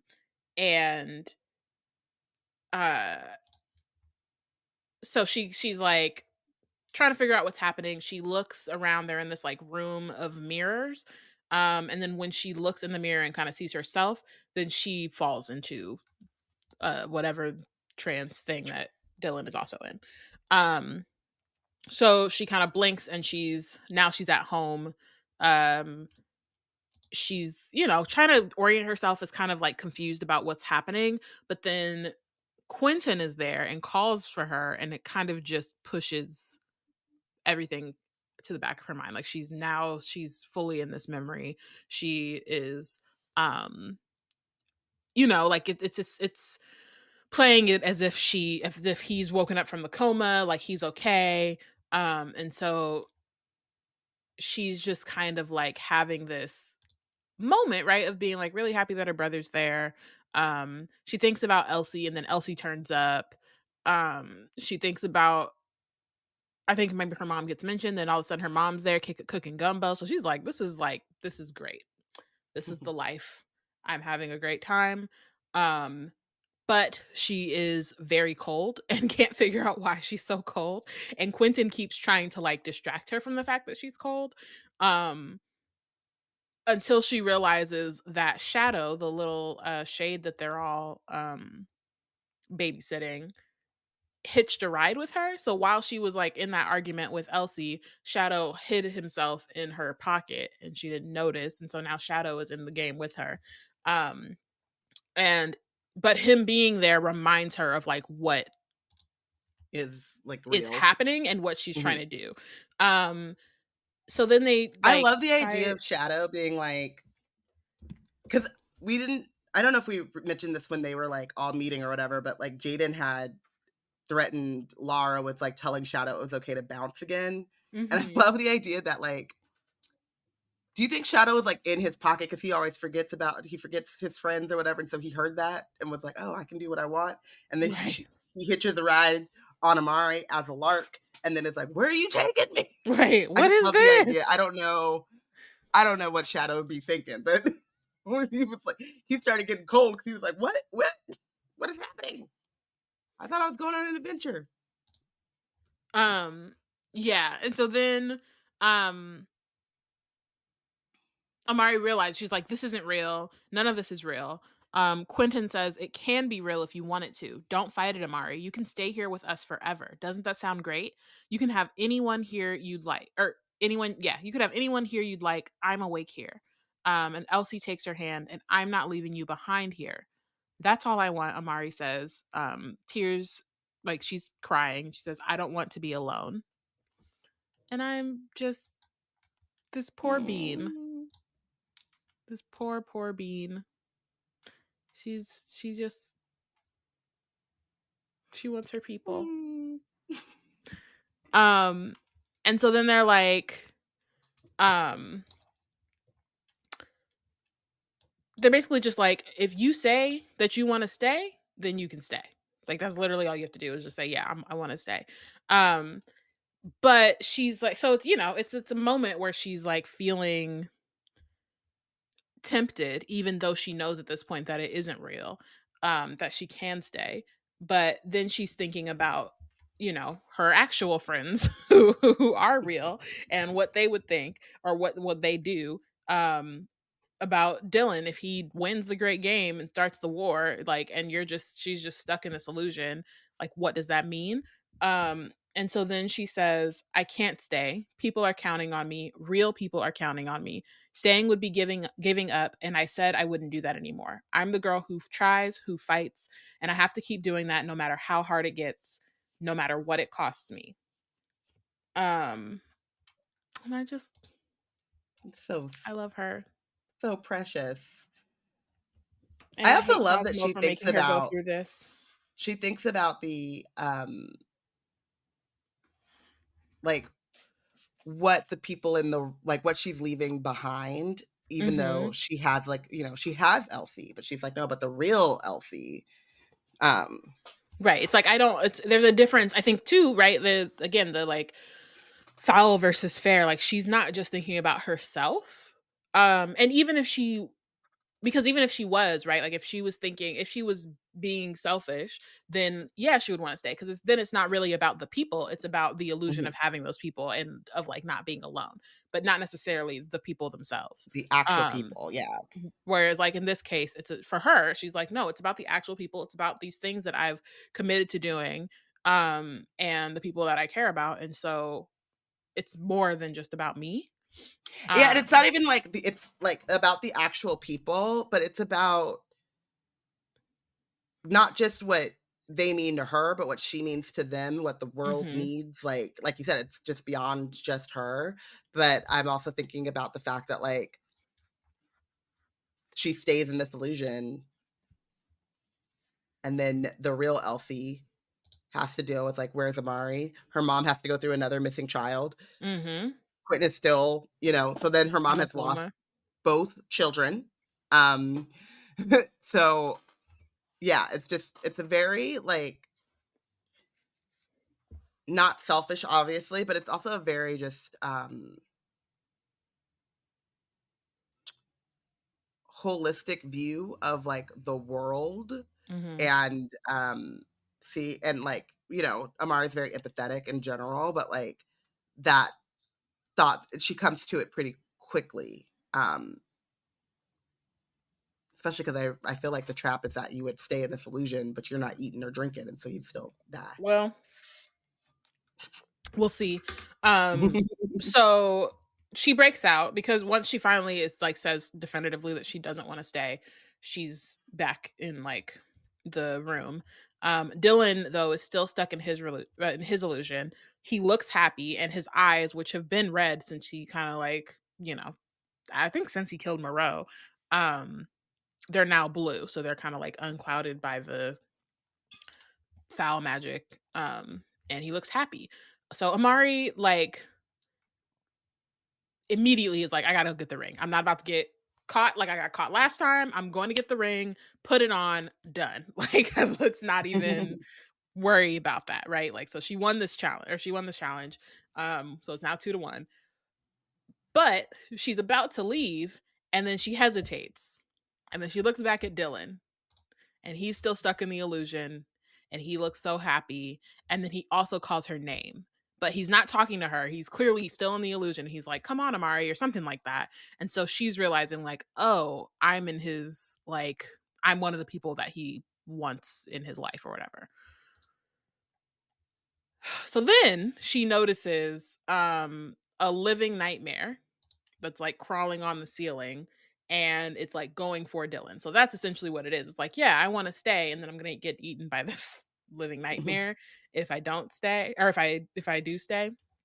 And because she is who she is, she tries to fight off the nightmare.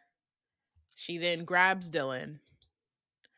She then teleports him back into the bureau, into her room, where Elsie, Lara, and Jaden all are. And that's how that chapter ends. But she literally teleports this dude. I get it. She is who she is. She doesn't want to like just leave somebody, kill him, or watch him be killed, or leave someone behind. And I guess she realizes she can't fight the nightmare. But I feel like maybe that's where you maybe should have tried a little bit more, woke him up, then y'all could do it together, and then you could dip. I don't know. But teleporting him back into... Teleport his ass to the sightless depths. Come on. I mean, I don't know that she can't. She doesn't have that. She goes back to where she was. But she was. But, ma'am.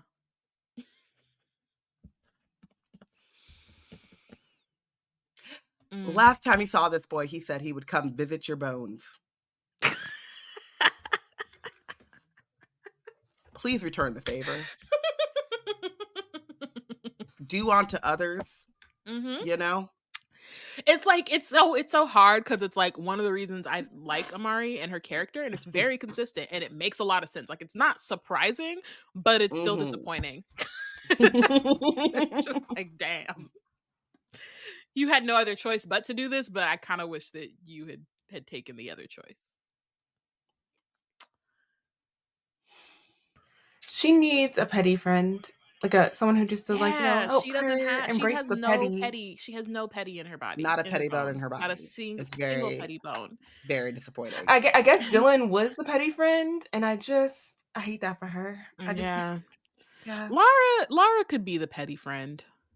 Yeah. Elsie's definitely not petty. The one time Amari tried to be petty, Elsie like shamed her. Made her feel so bad. Elsie needs to be in London. Where she gonna be? She needs a petty friend to come up. Both of them neither of them have petty, and they need it. They have all the brains and none of the petty. All of the bravery, all the being led by the heart. No, thank you. No pettiness. I'd rather not. Like, you need just a little. Just a little. Like You don't have to be overflowing. At least let the monster grab his ankle or something. So you know what I mean? So he knows how close. Just let him know that he was touched by an angel today. Exactly. Just shift it a little bit. That's just all. Shift it. I'm not trying to hit her. I'm not gonna yank her wig. I'm just gonna shift it a little. She's not. She doesn't do that. Yeah. So, on to chapter 30. First thing that happens is that Dylan shows up in Amari's room, but who's there? It's the whole squad, including his sister. And when Lara, with her supernatural ability to be on 10, is ready to be on 10, going right straight for her sunstick, homeboy immediately is on 2000 because he just throws shadows on everyone there besides Amari. And I'm like, Houseway, you was unconscious, but fine, sure, fine. But I think maybe taking him out of it might maybe. Yeah. I get it, but it's dumb. And I for me. But also, Dylan is quick. Dylan is not like Amari. He's quick and he's also, and they were not expecting him to be there. You know what I mean? Like, yeah.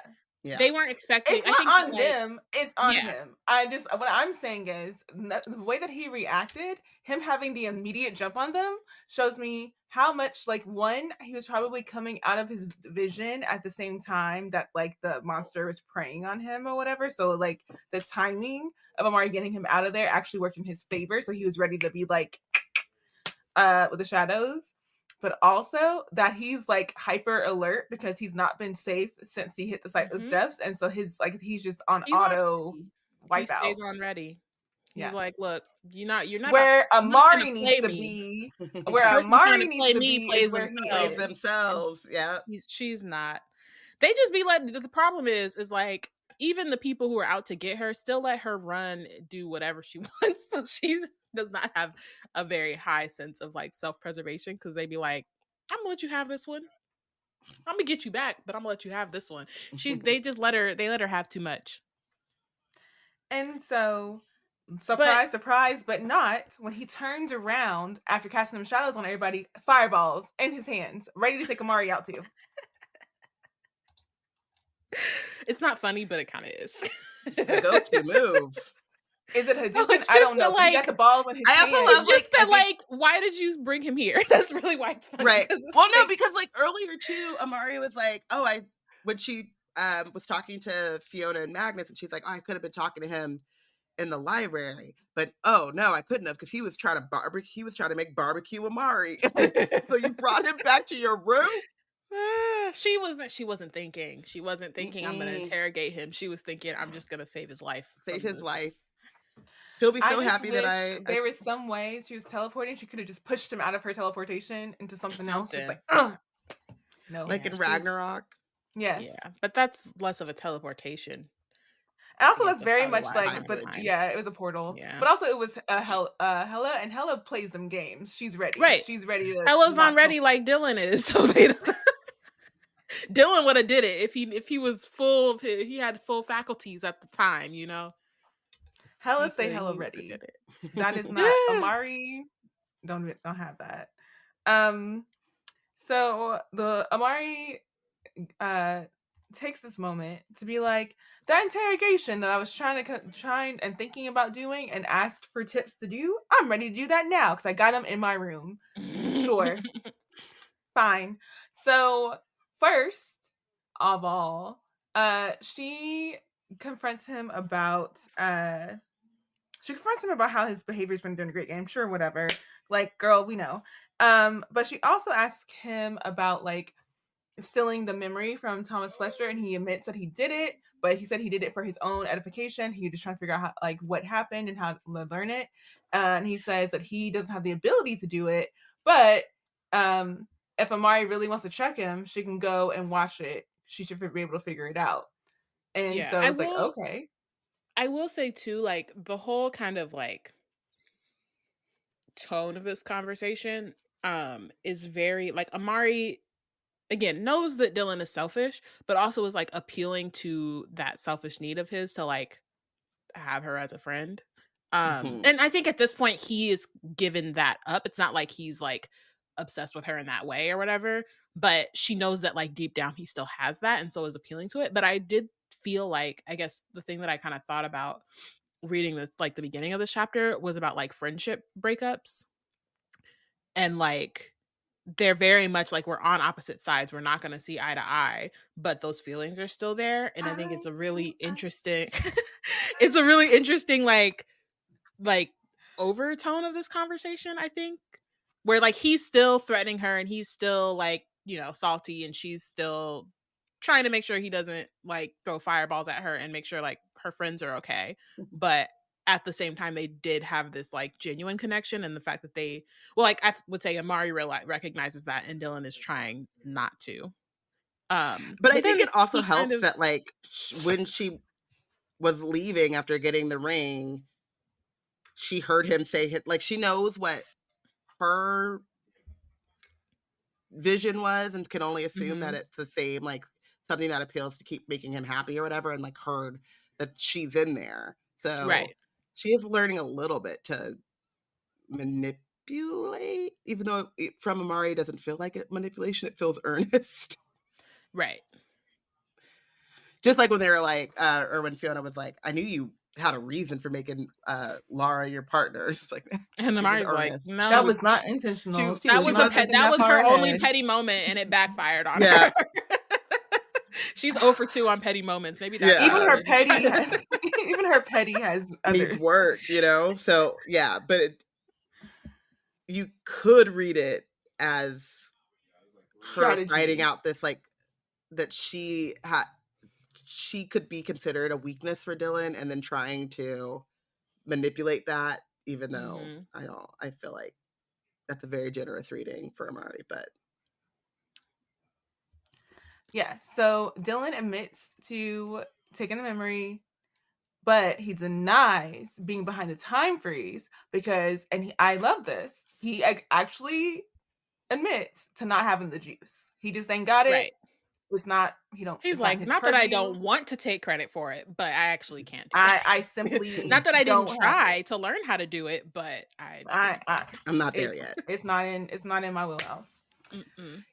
He also says that they're even. Like, now that she took him, he left her in the library to die. Come on. Most recently. The most recent encounter. She's like, he said, oh, you saved my life, and I told you where to go to find this information, but didn't give you the password outright. Which like, later we'll find out why he didn't do that, but like, still, it's just like, we're even now. Like, these are not like the math ain't mathin', sir. Like, you might be a tech genius, but you don't know how to do math, because like that's not how that works. Also, you saved my life versus I gave you some information. I'm just saying, like, he's wrong. It's not wrong. He knows he's wrong. Not adding up. So, and I love that. That's one thing Amari does say. She says, "Sir, that's not even it. Like, I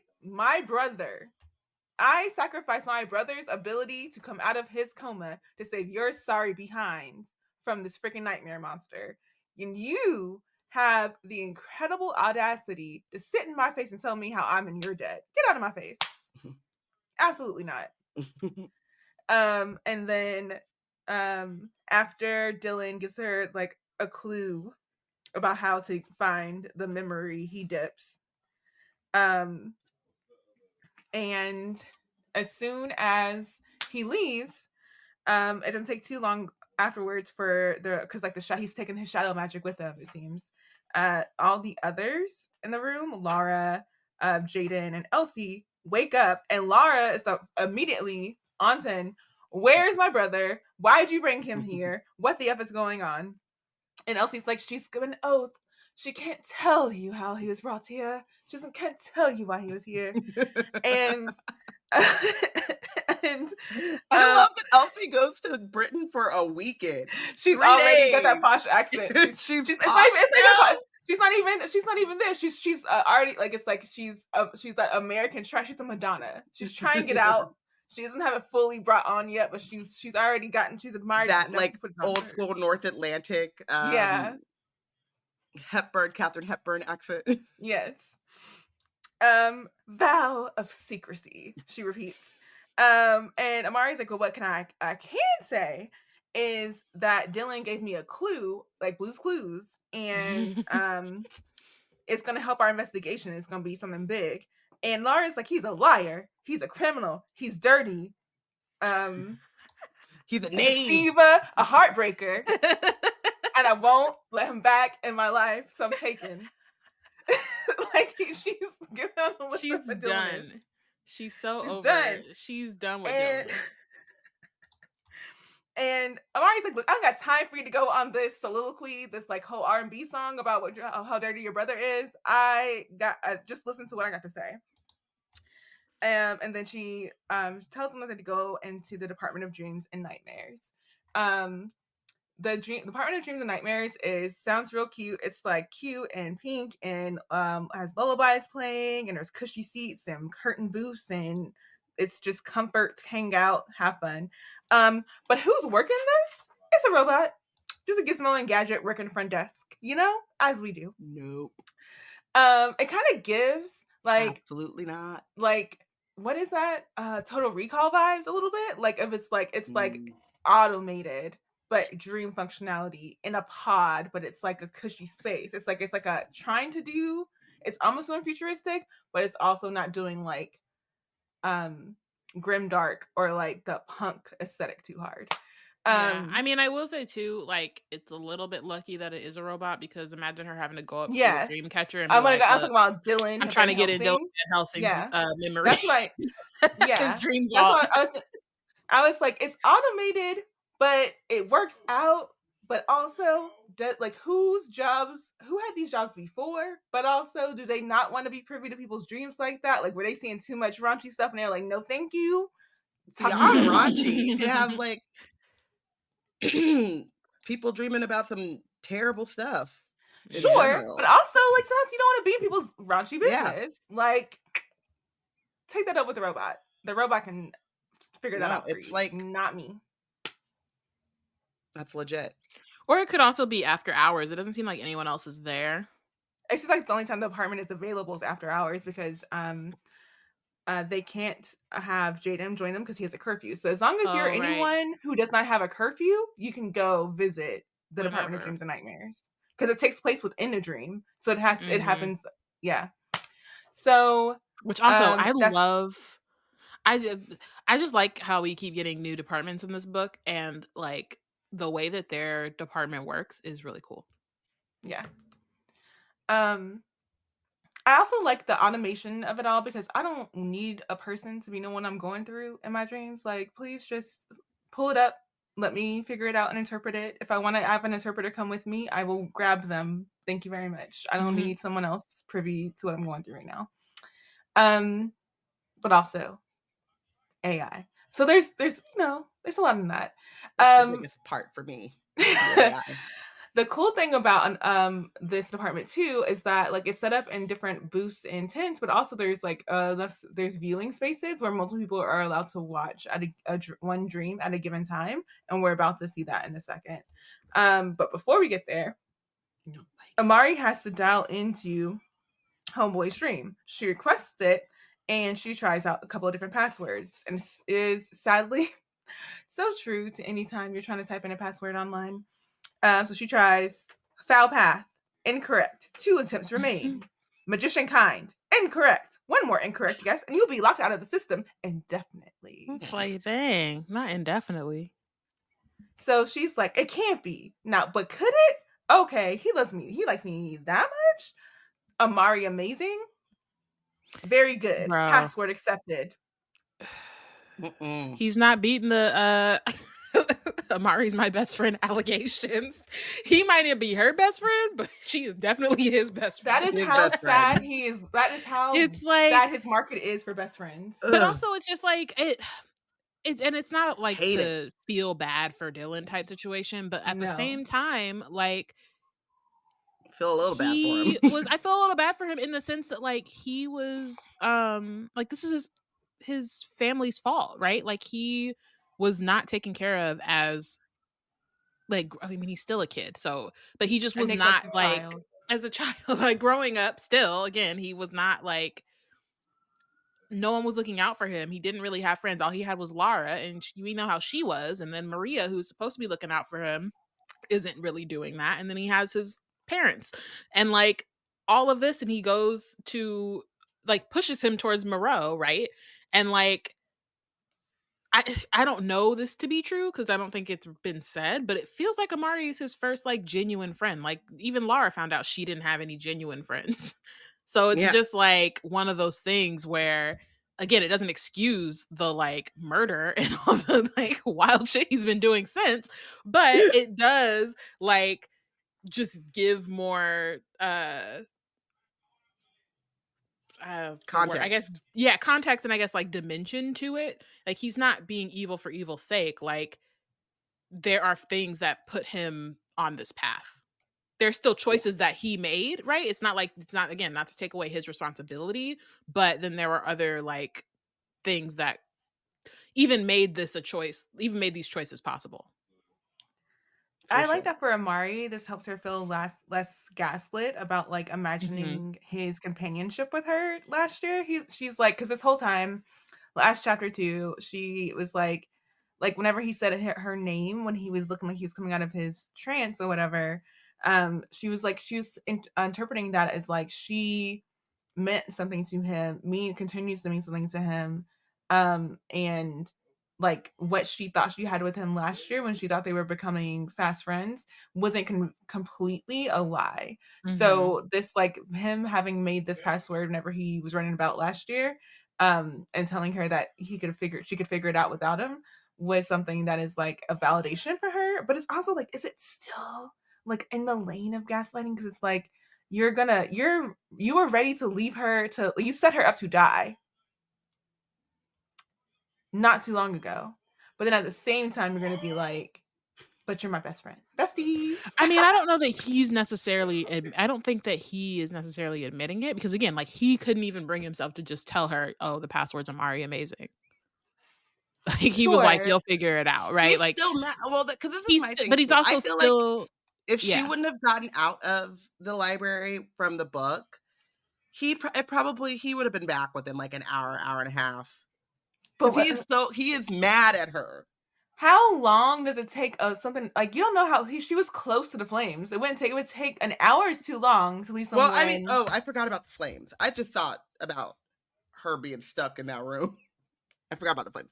I think he would have like left, that came back. Like I think he would not have actually left her there, but he does not want to admit that to himself because he is still very mad at her. But did he go back is the question. Did he go back? Did he see that she got out? That's the question. Yeah.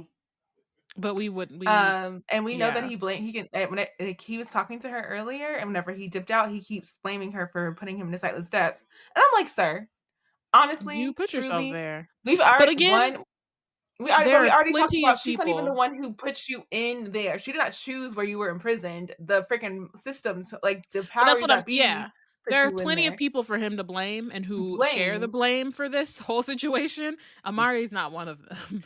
And you're only putting the blame on her because she became your friend. And what did you think she was supposed to do? She's supposed to be like, hey, I trapped him in the lightning, but then I let him go because we're friends. Like, are you playing?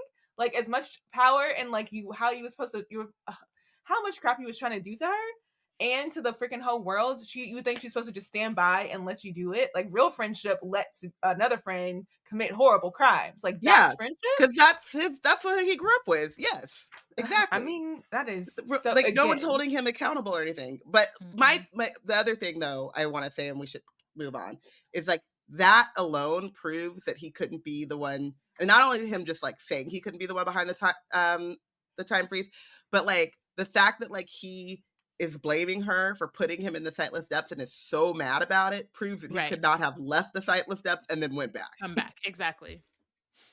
Let's put the kibosh on that one. Yeah. Move on from that. Right. Because if he could just break out, it wouldn't have been a big deal. Yeah. Yeah. But also that's red herring. That is having the convenience of saying it was the red herring. So after she gets into the password, she lets Lara and Elsie in so they didn't witness the fact that Dylan is her bestie. or she is Dylan's bestie. She's his bestie. They just come in to see the actual memory together. And the memory shows that Thomas was left on a hill where the werewolves convened to do their final battle with the Night Brothers. They wanted him to be the witness and go tell. It was like, it gives the Mulan moment where like there's two like guys who survive, and Like, they're tell them talking about to this day the or whatever. Hans. Yeah, and then like then the lead Hun asks the archer like how many messengers does it take to deliver a message, and the archer and he pulls up goes, his bow and is like one. I need to like watch that movie. it lives in my brain rent free. It's been It too just long. lives there. So I almost watched it last weekend with my brothers, but I was like, I don't know if the Hans will be too scary for them. Oh yeah. Oh. They popped out the field like daisies. Exactly. That was really the part I thought about. I said, it's kind of late. Maybe not. Yeah. Maybe. But also, it also gives who lives, who dies, who tells your story. And the werewolf leader chose Thomas in particular to be the one who tells the story. So I thought that was very fitting for that moment. So Thomas, because he was left on the hill, he only can see so far down into the house or building that they're in, and so he sees the werewolves gather to attack, ready, big and bold, and then he sees the two people moving around in the shadows of the window or whatever, and it seems like they pull out a device, and Elsie clocks it as the Gisha gal she is and says that is like a time grenade. It wasn't a spell, it was a time grenade. And that's when they kind of were like, that's like the end of the vision. They kind of get that, like trying to figure that out. And Amari's left questioning, how would anyone, she's like, okay, I get it that the gadget was used, but how do you escape a time freeze when you're in it unless you're a magician? And so she's back to square one on trying to figure out which magician because it has to be a magician she knows, right? Which magician she knows is the culprit that pulled the latest time freeze with a grenade, but had the ability to leave the room once the freeze was in action. And that's the end of chapter 30. Bum, bum, bum. Bum, bum, bum. Wild. That's a lot. We learned a lot of information, and I feel, and we're getting also really close to the end, but I also feel like it's funny. It's a thing that I love a lot about reading historical mysteries, when they're just like, they just go off of vibes, or like, it's unfathomable that like a gentleman could lie. So someone will be like, he said he didn't do it, so he didn't do it. Moving on. But there's no evidence. There's no like, and you know, back in like, depending on how historical, I read a lot of like Regency mysteries and stuff like that. They're like, they can't collect DNA. They don't know. They look at boot prints. And this is like a Sherlock Holmes coded one where they're like, yeah, this is us doing Sherlock Holmes, but Regent, like cozy. yeah. But still, it's still like, oh, that boot print, you know, and it's like everyone wears those boots, like, you know what I mean? Like, there's no like actual whatever. Amari's going with that in her evidence gathering.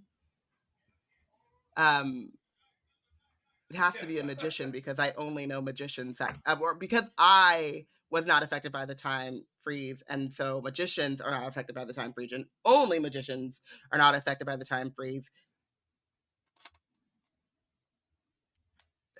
Just collect more info. Yeah. But it's hard because what else would she like have to go off of? Yeah, like she can't really Google like what like what other, you know what I mean? Like there's all the info about time freezes is already limited, and it's been wiped from like the other net at this point, or at least like I just feel like classified. the time bomb thing to me proves that like you dropped a bomb on me. Oh my goodness. The fact that it's a piece of technology is like other people would be able to use that, or just like go figure out about like how time bombs work, who invented them, et cetera, et cetera, et cetera, and then move on from there.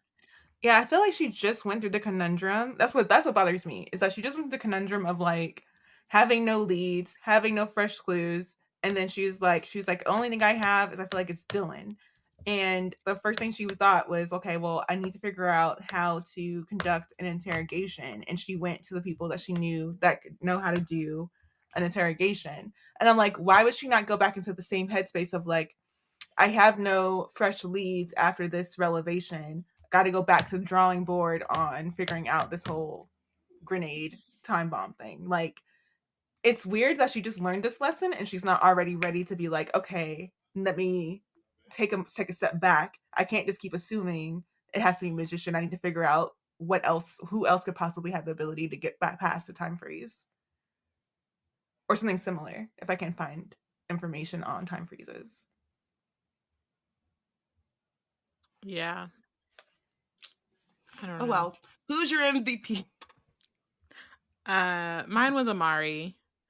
There was a lot going on in these last 3 chapters, but I would say, they're following their leads, like just the way that she's kind of pushing the investigation forward, the fact that she won the 3rd challenge, the fact that she's kind of like taking what she's learned. Obviously, she's not necessarily doing it in the most efficient way, but again, she's 13. She's learning. These are all brand new things. What was Porshèa saying last? It's her first life. But yeah, I just think she's really like, she's doing what needs to be done. She's like pushing this investigation forward. She actually, at this point, it's, like she's kind of been on the back foot for most of this book and has kind of been behind and trying to like scramble and figure out how to do a lot of this. And so this is kind of the moment where it's starting to kind of come together. She's, she has a better outlook about Elsie leaving. And then mostly like that quote when she's like deciding that she's not going to stay in the illusion, when she's like, I'm the girl that fights and who tries. Like, I just love that moment for her. So yeah, that's why she's my MVP.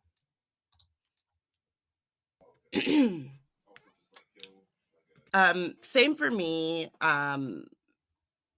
For the things that you said about Amari, also that quote, when you were repeating it, I was like, oh, Amari is self-aware. You know how I feel about self-awareness. Just it's a vital part of a good, not even a good person, but like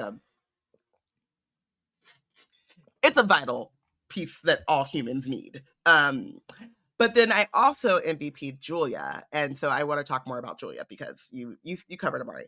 That girl is just cool. She's just a cool person to have on your side. She's a cool person to know. She's gung-ho. She's ready to go. And it's not even a ride or die thing. It's just like oh, that sounds interesting. And no shade off my back. I can do something nice for you. It won't cost me anything. If anything, I'll gain a waffle. Yeah. If anything, I'll gain a waffle and a story. And I just really like love the ways in which she like knows her morals and sticks to her morals, but then also just moves about the world and friendships and people. I can't remember what her fortune was from the very beginning of the book, but like I just feel like she was the only one who is not grappling with it. It's just like, yeah. Cool. I think hers was about whether she should change departments. Oh, departments. Yeah. Oh, okay. And it was like, you're good. The grass, like the grass always seems greener or whatever. And they were all like, yeah, girl, you're a medium. What do you mean? Yeah. So she's just, I don't know. There's something like just really cool about Julia. And I just wanted to shout her out. Her help don't cost a thing. Like, I just love that it was like, she was like, give me a waffle. Thank you. I'll take the waffle. For me, I also MVP'd Amari. And I think part of it was that I think this is one of the chapters where we see her, like, it may have happened earlier, but this is one where it's very memorable for me, where she started forgiving herself for, like, hindsight is 2020 of it all. for she had figured out that Dylan, like, whenever she's doing the spell book and she's stumbles upon his addition to the spell book, she thinks, had I figured this out last summer, I wouldn't have gotten tricked. But I didn't realize that he was working with Moreau until it was too late. There's no way that I would have answered those questions correctly. I wouldn't have gotten here, you know, without the like hindsight of it all. So, and then having established that relationship with him in the first place to be able to understand like how his mind works either. So I really appreciate that that's a hard place to get to, even as an adult sometimes, is to be able to forgive yourself for not being on top of the ball all the time and like giving yourself room and like a level of like respect and love for just being a normal person who doesn't have it all together all the time. So I appreciated seeing that happen for her.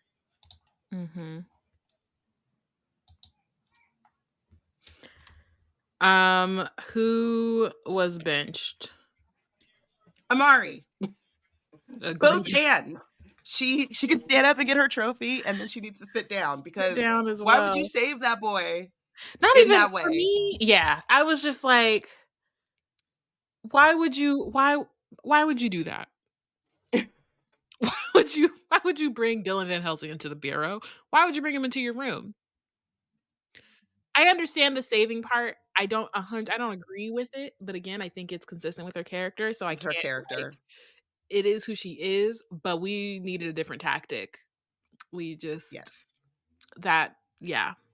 and also like I don't think, I mean, yes, like Dylan is the villain here, but he wasn't really doing much other than like, you know, this is like the section of chapters where we see like a different side to him that's not necessarily actively trying to other than like when he knocked out his own twin sister, right? but even that was like reactive, you know what I mean? So I wouldn't say that there's like I'm not saying it as an excuse. I'm just saying it's not like there's a Harlow or somebody like breathing down Amari's neck or like, you know what I mean? And it wasn't like full malicious intent either. It wasn't like he was like die. He was just like, shut that up.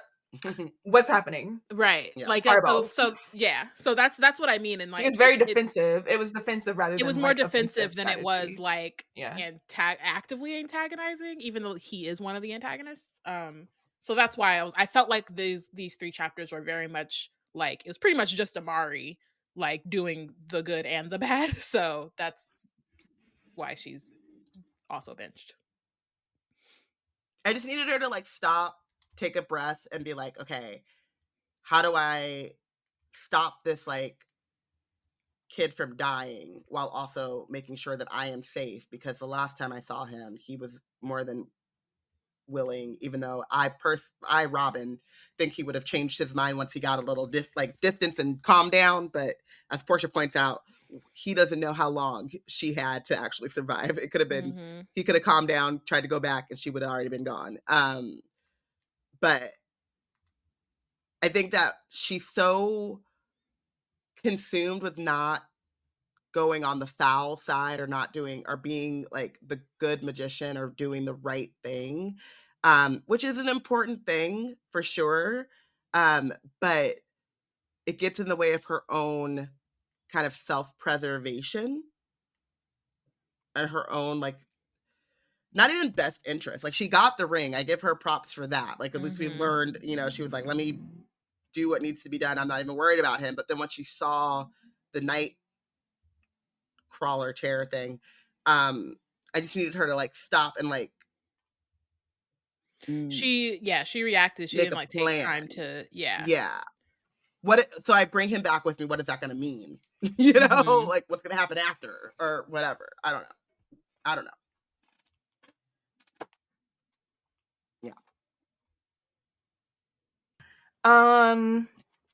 I honestly could not figure out. I mean, I see you, I peep you, with picking Amari as the bench as well. But I just like I've got to accept that's who she is. I just need her to have a petty friend. So I honestly just didn't know who to put there. I do want to do an honorable mention for cuteness though, and by being like their presence was a present, and it helped Amari like get it together. I'm for Shadow, because Shadow really was that one for popping up and showing like, no girl, you are cold. It is freezing in here. We got to go. Because of me. It's if you see me freezing, it's a problem. Let's go. Let's go. So I kind of love. So I just spent time with one of my favorite rescue dogs, Rambo. And we call him a spicy boy, Rambo the Rambunctious. He's insane. He almost got us killed on the freeway. He somehow got out of his seatbelt and then decided he was going to climb on top of my head while I was driving. Oh. But I also love him so much. And like, he almost got us killed, but like in the most loving way. And so I kind of love the idea of like Shadow just like falling into Amari's pocket and saving her, but like also almost got himself killed. Like just with like just like just sure, vibes, I guess. Yeah, I honestly think that Rambo was like, let me push on these buttons and see what happens, and then was like, oh, I have all this freedom of movement. Let's play. And I think that's kind of what Shadow did. Like, let me jump in this pocket and see what happens. And then was like, oh no, something's wrong. Let's get out of Shadow was actively out of pocket by jumping in the pocket, but ended up working out for everybody. It worked out. Yeah. Yep, that's real. Well, on that note, thank you for listening. Join us next week. We'll be discussing chapters 31 through 33. We only have 2 more episodes of this left, which is crazy. Wizard Team is a part of the Black Nerds Create Collective. If you want to keep up with our content, you can check out our website at blacknerdscreate.com. Follow us on Instagram and Tumblr at Wizard Team Pod and at Black Nerds Create. And we'll see you next week. Bye.